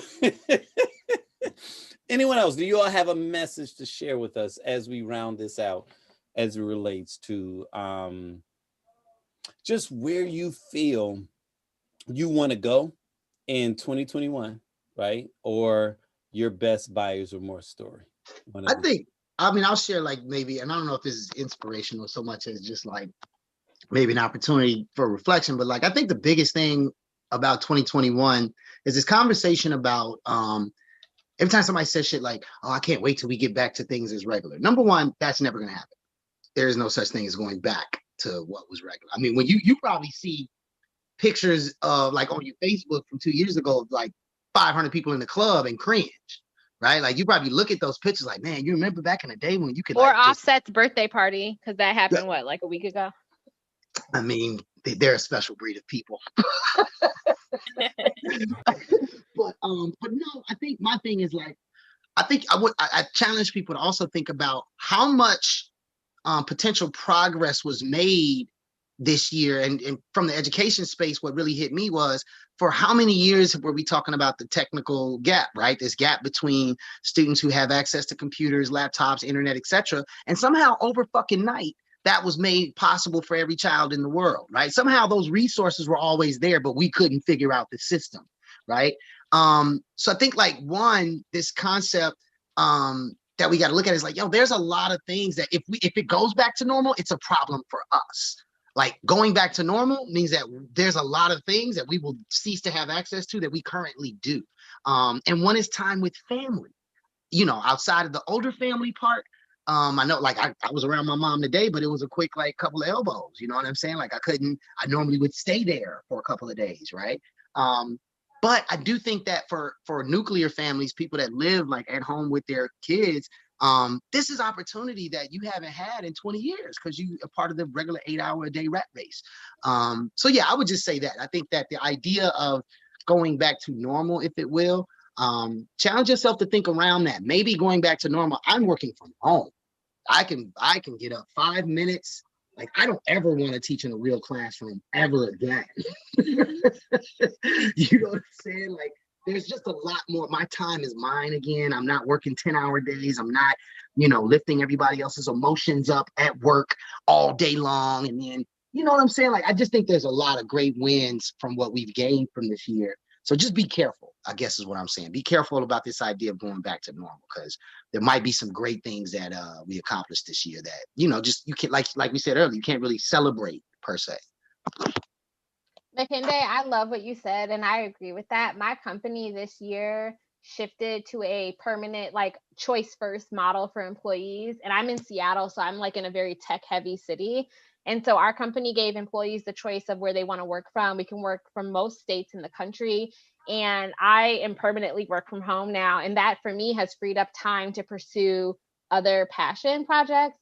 So Isaac, to answer your question, next year in 2021, I'm launching Balanced Brown Girl, which for me is highlighting stories of women that are regular. Like, it's not just aspirational celebrity stories, but, like, actually talking to the people in my network and my circle of friends who are doing dope shit and actually learning more about them. I have this really unique position of being intimately involved in nurturing very, like, quality relationships.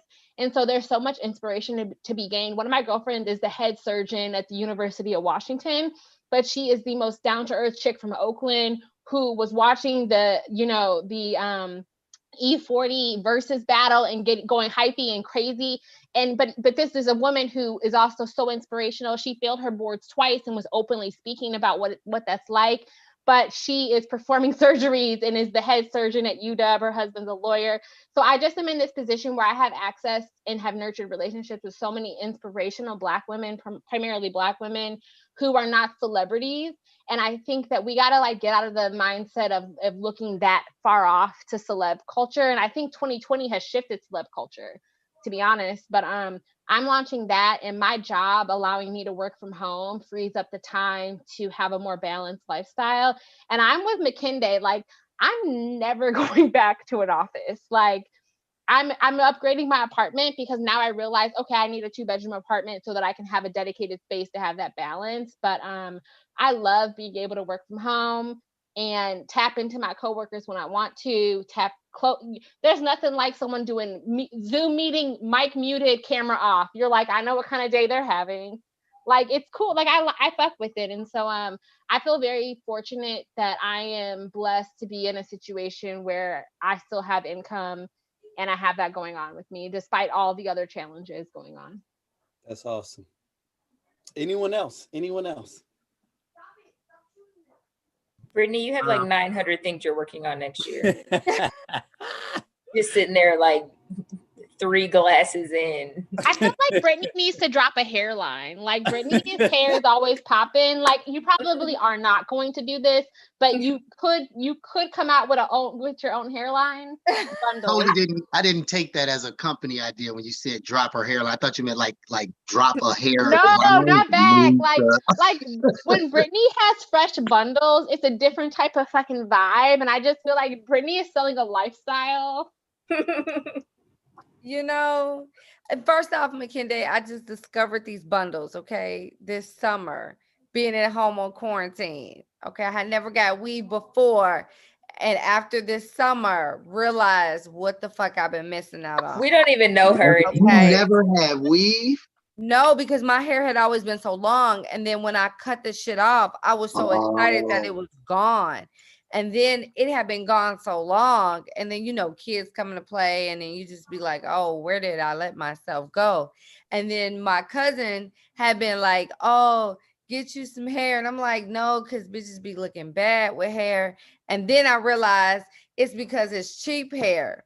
So if I get some good hair and pay some real money for some hair, then I will feel better. And that's what happened. And so since that discovery, I have spent too much money on hair, and I have been excited about this hair journey. But Brittany, it blends, because there's nothing like looking at the fails on Instagram when you're like, girl, your hair doesn't blend.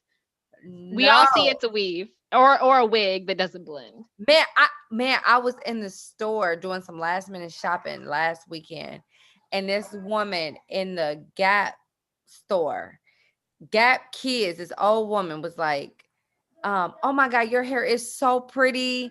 And I was like, oh, thank you. And so I didn't say anything. So we get to the register, and my daughter is such a fucking hater. She was like, Mom, man, you know what? You can't even tell. She is right. It's so nice. I'm like, so you just finished just telling me while I was just telling this woman, thank you. I didn't even let her know it wasn't my hair. But I'm like, yeah, like it's so great. Yeah. So it works. So it's all about the hair quality. What aspirations do you have for next year? So in terms of the discussion. So I think I fall into the same category with a lot of folks who get into like certain positions and get into this idea of a routine and are afraid to take chances because things may not work out. Right. So this year for 2021, I actually have aspirations to take another very major employment, jump, like just leap of faith. And that's going to be my goal. Like I'm in search of the money, but not so much. It's more so the experience at this point. Because I'm kind of early in my career for what I want to do. So I want to just kind of do my research because I'm a research person, but take a leap of faith on something new. Just sounds like you're a CIA spy. It's like, for the field that I'm in, that I do a little bit in, I'm new. Okay, Tommy, you ain't got no damn job. Tommy, change her name to Tommy. That'd be hilarious. I've had a job since I was 13. What you talking about? How am I supposed to maintain all this without no money? Hey, I know a few niggas out here that finance weed for a living. Don't get it twisted. Shanetta, you're up next, right? Like you hanging out with us to the end, which is great. By the way, you are now what we consider to be a virtual VIP. So with access comes privileges, but just know now we're gonna ask you what your space is as we navigate into this new realm of 2021. Hopefully it's a little different 2020. Man, I feel like McKinday in that this year has been pretty amazing. And I forget what my sister said with the gorgeous natural curls, said that shoot, I lost that thought. But it's been amazing. Oh, how she said that she's been kind of not talking about, no, she said she does talk about. And I've been holding back a lot because I feel like so much is going on with so many people that's close to me. Some people know that, this year has been great, as, I'm kind of coming into like my introvertness. And I still love people, but being at home has been amazing. Just being by myself and like getting to know me, making connections in my family has been awesome. So anyway, I said that to say, just at the end of the year, I found out that my job will start paying for school again. and I'm gonna go back and get my master's in psychology. So I'm pretty excited about that. That's gonna be great. It is. It is. I'm excited about it. I see my Zoom clap hands. I got Zoom clap hands.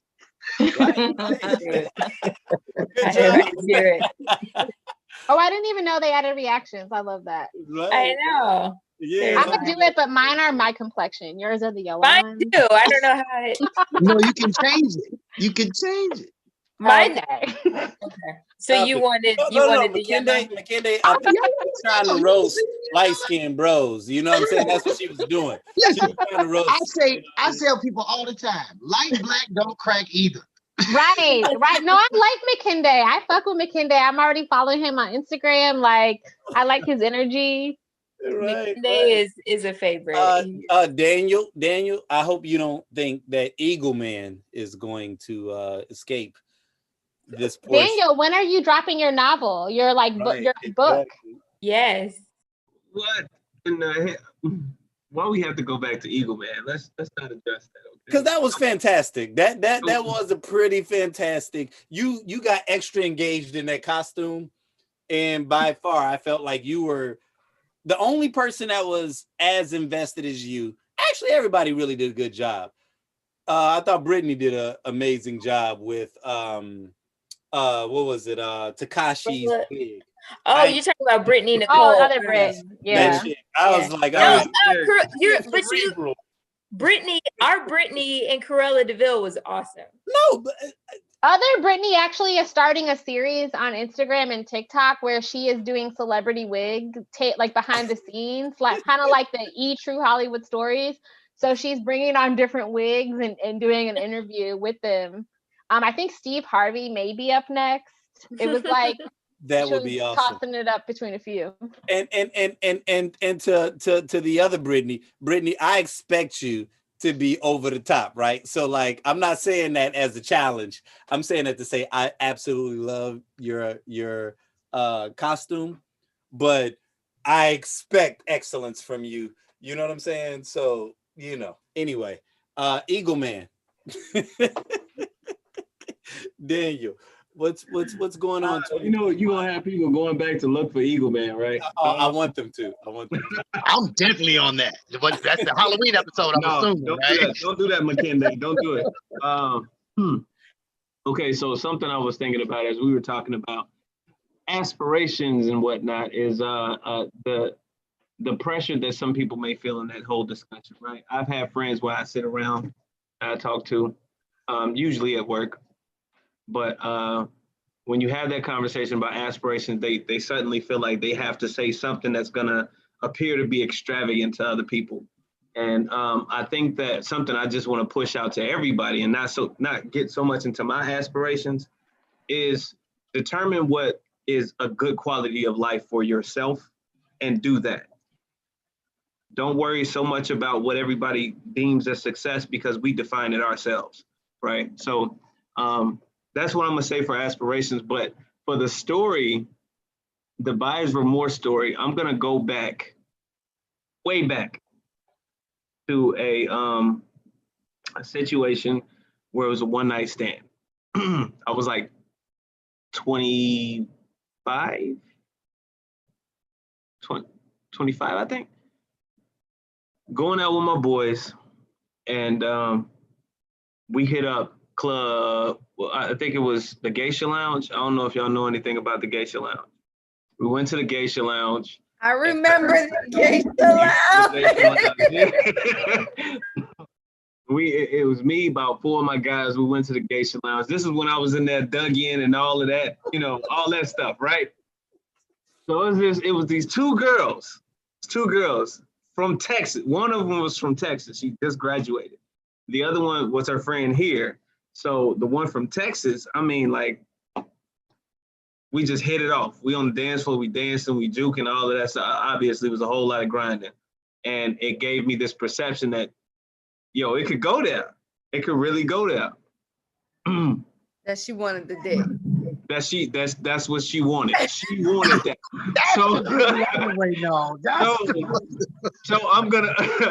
So I'm thinking to myself, well, I didn't drive here. I roll with my boy. So No, I roll with my boy.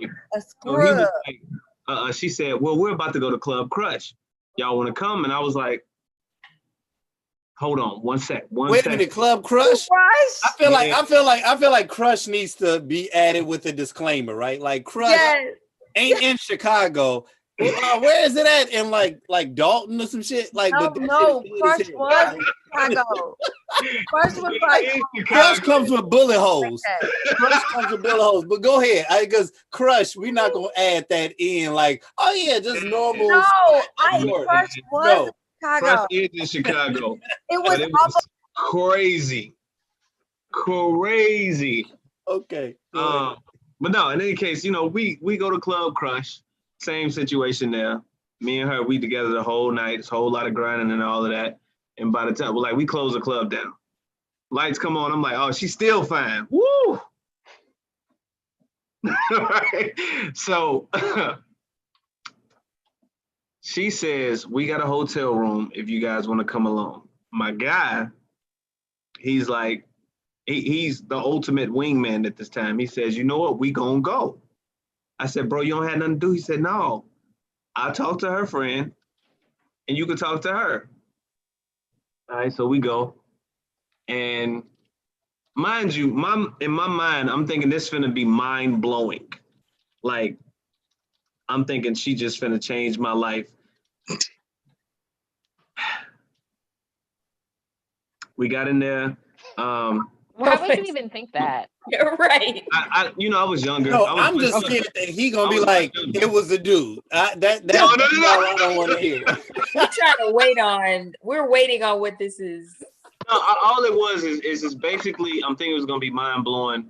My guy, he parked on the street and she was like, no, you can go back and get the car and park in the garage and put it on the room or whatever. And she asked her friend to go with him. So I'm like, oh, okay, I know what time it is.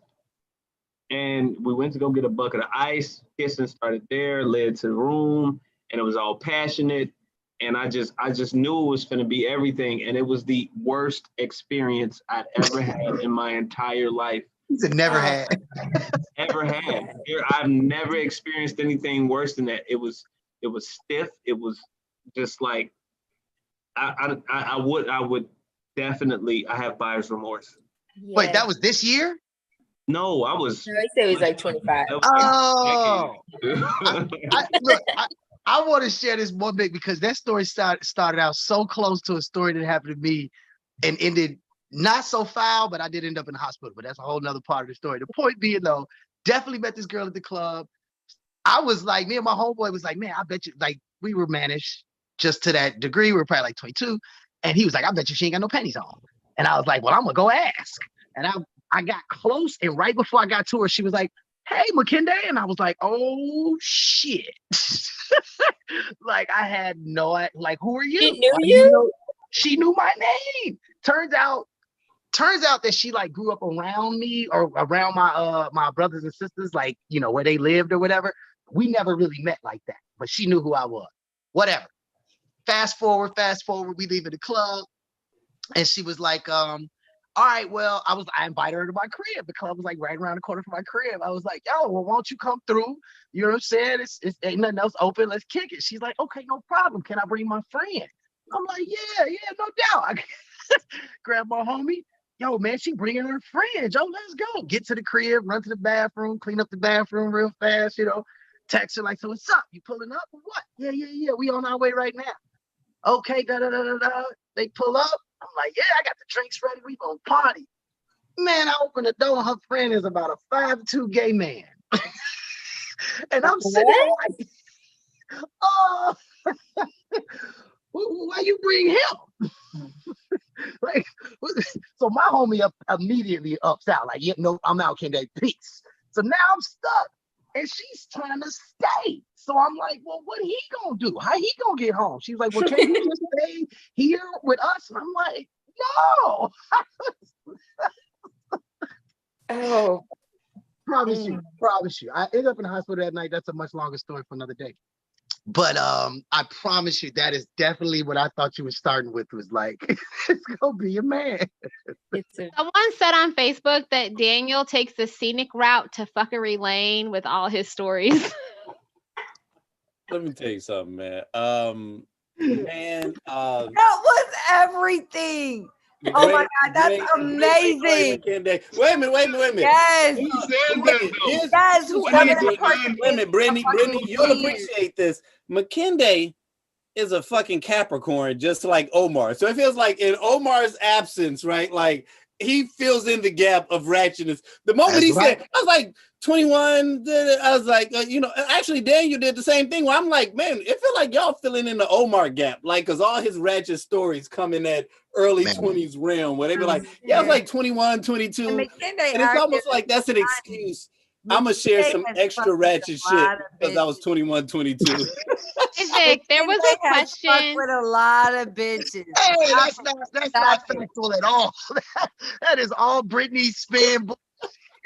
I knew you was gonna pull some bullshit. That is not factual. I can't. Isaac, there was a question on Facebook from Elise Lattimore, and she is excited to know about the future of Tequila Tales and how we can, as an audience, collectively make it successful. So do you have any call to actions or any like little like sneak peeks you want to give the audience? You the one that said that?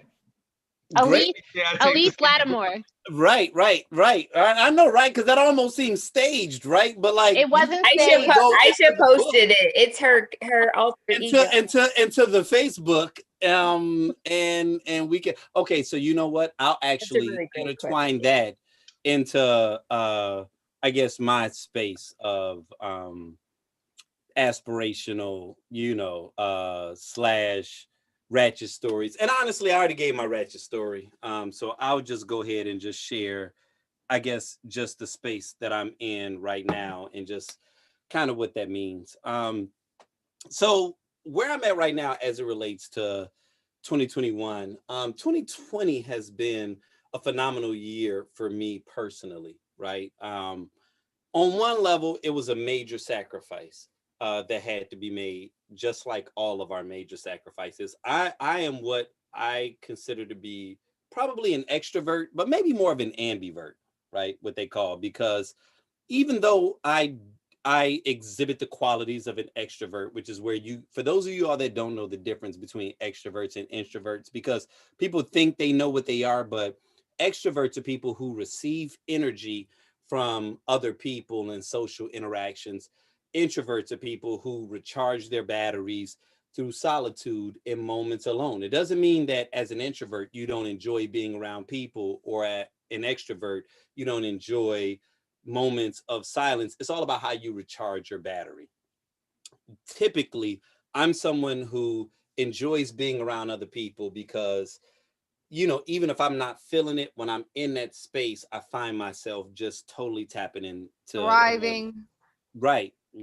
However, the reason I say I'm an ambivert is because I also do like my personal space, right? Like even like Christmas for me this year. Christmas for me this year was weird because I have a extended family that is very close, and every year it always feels like a chore, and I shit you not, every year I always exit my family gathering feeling totally recharged and just totally appreciated that I was born in my family, right? Because they get super corny with singing Christmas carols, and we do 12 days of Christmas, and we assign different people different, days. And when it's your day, you got to perform, right? And we've been doing this since I've been born. And so I think when I grew up, I always thought that this is what every family did.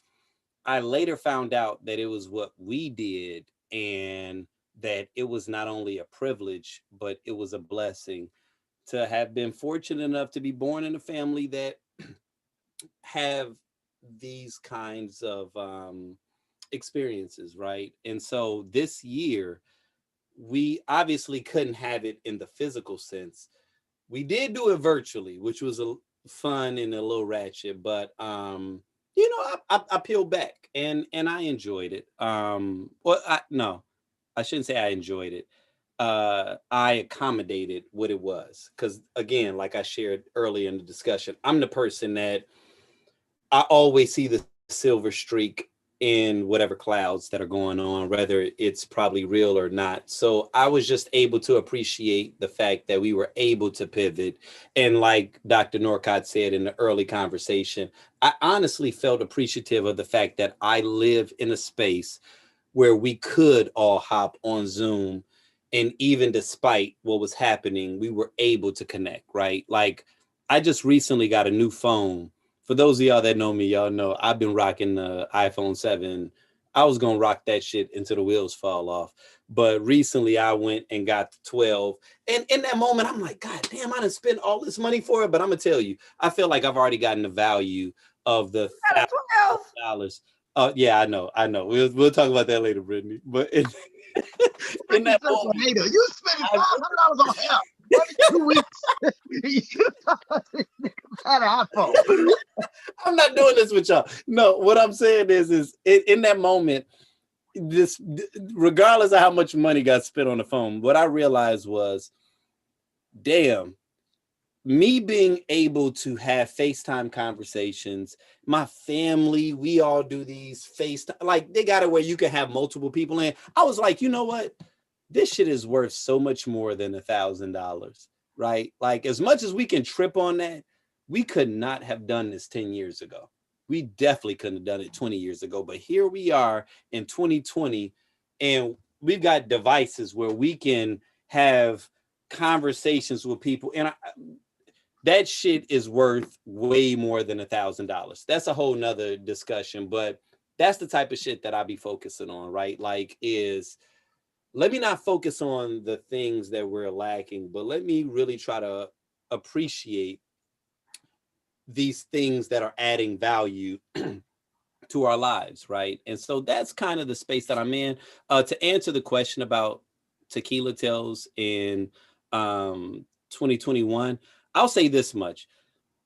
2020 was interesting because it totally disrupted everything that I thought Tequila Tales was. For those of you all that have never experienced Tequila Tales in a live setting, that is what made whatever this is what it is that if you've never experienced it and you never felt the energy of being in that live room, of hearing the DJ, of seeing the people, seeing the person that made that comment, you know, maybe we'll get an opportunity at some point in the future to be able to experience that. But I was not ready for this pivot, right?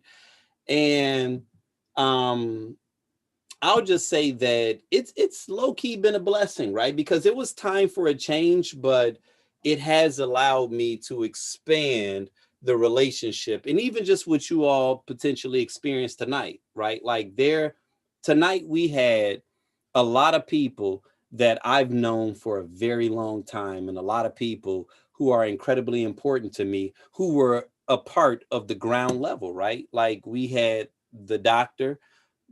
Candace Norcott, who was a part of Tequila Tales on the foundational level. We had Krishan, we had Casey, we had Brittany. Like, you know, shit. Aisha, you came to, if you may not have been at the first one, but you were within the first 2 or 3 that we've had. Like, Daniel I had a lot of people that Ike. Yes. Daniel was too. Daniel was a part. Daniel is part of the foundation, right? Like, so what everybody experienced, and that's why I enjoyed this so much, was just the fact that this was family. And that's so important when you think about that, right? Like we think about family as just what our blood relationship is, but family grows beyond so much, you know, beyond who we consider to be our kin. And so I've not only appreciated what this year has allowed me to realize, but outside of, you know, the pivots that we've all had to make, I'm looking forward to 2021. I think it was McKenday that made the point about when we talk about returning to normal, not only will that not happen, but we probably shouldn't want it to happen. And I actually concur with that. And so I thought that was very poignant that you shared that. And so when we talk about 2021, I'm gonna share this, and I don't want this to be, I don't know how it'll be received, but I don't 100% know, but I'm not afraid by that, right? Like for so many years, I felt like in order for Tequila Tales to get to that next level, whatever I perceived to be the next level, it had to be this. This was the year that forced me to surrender whatever my thought process was of what I thought success looked like, right? And it's been liberating. It's been liberating. It's been liberating to not even have to give a fuck about how many people are watching or how many people purchase tickets or what's the bar guarantee and what's the this. It's like, no, let's get back to the core of just getting a bunch of engaging people in a room whose opinions I care about, who also want to be engaged in this type of discourse. And let's just do it because we love it. Like, I so want to get back to that space of doing what I personally care about and what we personally care about, and not do it for the likes, the loves, and the shares. Like, I get it. I know what that is. But something is happening in life nowadays where we are starting to depart from that, like what's significant to us, because we're all doing it for IG, right? We're all doing it. And I'm trying to get away from that. I understand the importance of it, but I'm trying so hard to get away from it and get back to the core of like the heart of why we do this shit. And I feel like that's what we've been doing a little bit this year. And I just want to thank all of you guys that are still watching. Those of you guys that are participating in this discussion. It may seem small. McKenday, you hopping in on the late end, like my nigga, like that shit means so much to me, right? Because that's what this is, right? Like, I don't want this. I don't want to just do it for the likes. I don't want to just do it. I don't like that's not why we started this shit. And it means a lot to me. I'll share this, man. I'll share this straight up. And I appreciate you reminding me too, because I definitely thought y'all was done. But what's real about what you just said is this concept that, like, what I realized early first month pandemic is like how much of my day, 90% of my day, whether it was via text, email, or physical like hours, was spent for other people. Right? Like when you host those events, when you put together those events, you're doing that for other people, right? Like you to do with the microphone, so it looks like it's for you, but all of the fucking work that goes into this shit is for everybody else.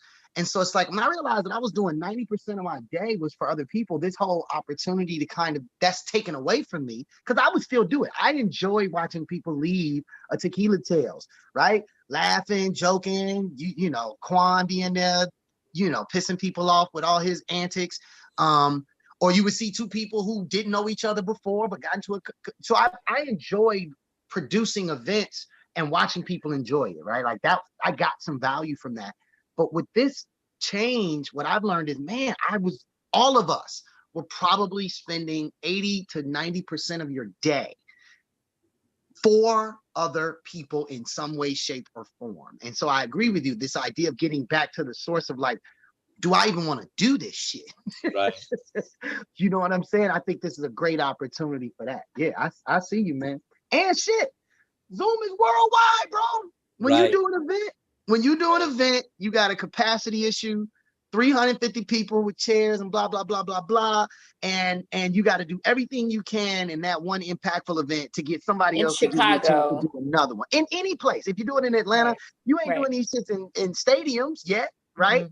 But like even in the stadium, and can you do it in the stadium? No, nobody wants to in the stadium. Even if you did 60,000 people, right? There's a capacity limit there. There is zero physical limit in this space, you know? Yeah. So I don't know. I think that there's some great from teaching, man. Students have access to teachers that they would have never had access to because they didn't work at that particular school. Right. You know what I'm saying? From the business standpoint, even like documentaries and shit, man, I've been trying to really shoot a documentary this year, or really approaching that process. And I'm like, shit, I could just record all my Zoom interviews. These are people who now have time, right? So I'm just saying, man, embrace that shit, bro. Embrace that shit, take that shit. You know, the physical space is definitely gonna be a while. I'm just telling you that straight up. Like, people ain't coming back in the buildings like that for a while. Right. Isaac, are we gonna do an after show on Clubhouse? You want to? You want to? Yeah, let's do an after show on Clubhouse. You know, you funny to me, Aisha, because you know what? First off, the fact that I know you bought this life is fun to me, but it also makes me laugh at the fact that like you're 2 hours behind me. And so it's like, I know your ass be ready, but you know what? If you want to do it, let's do it. Let's do it. So you guys, I am on the West Coast and it's 9:30. Why is there no Clubhouse on fucking Android though? Listen, McKinney, I felt your pain, and then I upgraded to an iPhone this week, and I have my buyer's remorse right now, but I also am we're plugged not in. fucking invited. So I But have if buyer's we remorse, had a but we're gonna use this conversation and said no iPhone. iPhone folks was allowed, then what? Yeah, I Then just don't understand that. I don't understand that. This company must Listen, be I agree. It's petty, but also I think that Apple, like iOS, is a different type of app. Like it's a different type of system to launch Universal, on. everything is the same. So I think it's easier for them to test on one universal platform in beta or whatever, and then they can roll it out. Because there have been apps that started out with just Apple users and then they eventually released it. So it's probably going to be that way. They're just trying to probably work out the bugs. Right. Well, Well, what Aisha's saying is, Apple user. It's are like we about to this is continue like the a discussion? You know what, Aisha? If you want to do a half an hour, hour or whatever, and go and throw it up there and see who pop into the room, let's go ahead and do it. You know what I'm saying? I ain't doing shit. Won't be me. No, I want everyone to be. I feel the Apple Android pain, and I'm just like, I want everyone to be at the party. Well, it'd have to be a Zoom or Facebook call or something. Well, sorry, y'all. We're about to be on Clubhouse. I can't fucking do it. I got 16 requests this week to be on Clubhouse, and I was like, I can't. McKinney, you need a burner phone. Just get a burner phone. So listen, ain't nobody request me, if McKinney, you are but watching, and you are on Clubhouse, what should we call it, Aisha? Just to make it easy to find, or like, well, we'll post the name link right now. Let's come up with the name. Oh, buyer's remorse. Oh, that's good, Casey. Yeah, why not? It's going to be called buyer's remorse, right? And you'll see either myself, Casey, or Aisha. We're going to go ahead and just jump in. We're just going to have a quick conversation. We're going to see who jumps in. If you have not participated in Clubhouse yet, it's fun. I will say that much. It is fun. You'll find yourself in some ratchet ass conversations. It is so somebody invited me to be on one about how to open a grocery store. Like, I'm not sure that this shit is for me to begin with. That's a weird room, McKinney. That's a real specific kink. How to open a grocery store. Listen, did you have advice? I'm going to be the person that's really inappropriate, but we have clearly entertained the 5 of you left watching this. And if you are still here, there's 23, Casey. There we go. If you're still watching this, we take Venmo, Cash App, PayPal, Zelle. We take all forms of love. You know what I'm saying? It could be $1. $1 would be $23. You all. It's going to feed a child. It'll feed one child for 30 days. In America. I can't with you, Casey. But however, it's at the Tequila Tales on all the platforms. If you just was like, I just want to just show them love on some Christmas shit. Merry Christmas. Here's $100. Nonetheless, you all $100. Whatever. I do, and I mean this beyond everything. It, honest to God, has been a blessing to still be able to connect with so many people who I truly appreciate, I truly love, I truly admire on so many levels. Like, we talk about giving our flowers while people are still alive. And I do it on an individual level. I'm not always able to do it publicly without it feeling contrived, but even just this session was full of people who mean so much to me, and you all have absolutely no idea how much that means, not only to participate in the discussion, to make comments, to watch. Thank you. And we will not only continue in 2021, but hopefully continue to grow, right? Like with your support. So thank you. Stay tapped into all of our channels, whether it be Facebook, Instagram, the website, whatever. But then also, like I said, on Clubhouse. If you are on Clubhouse, definitely tune in. If not, this will be something that you'll have an opportunity to sooner than later. But thank you. I love you all. And happy birthday to me, goddammit. That's the oh last part. shit. Right. Happy birthday to you. I know, right? Ain't that some bullshit? See, that's why I fucks with y'all, man. By the way, Rapunzel over there stroking the shit out of somebody else's hair. I just want to point the fuck out. Like, she didn't care about none of that speech you just gave. Shoving up massaging Esther's hair. I'm done. Anyway, I can't. Y'all listen, man. It's been a slice, man. It's been a slice, man. Meet us over on Clubhouse if you want it. We about to go in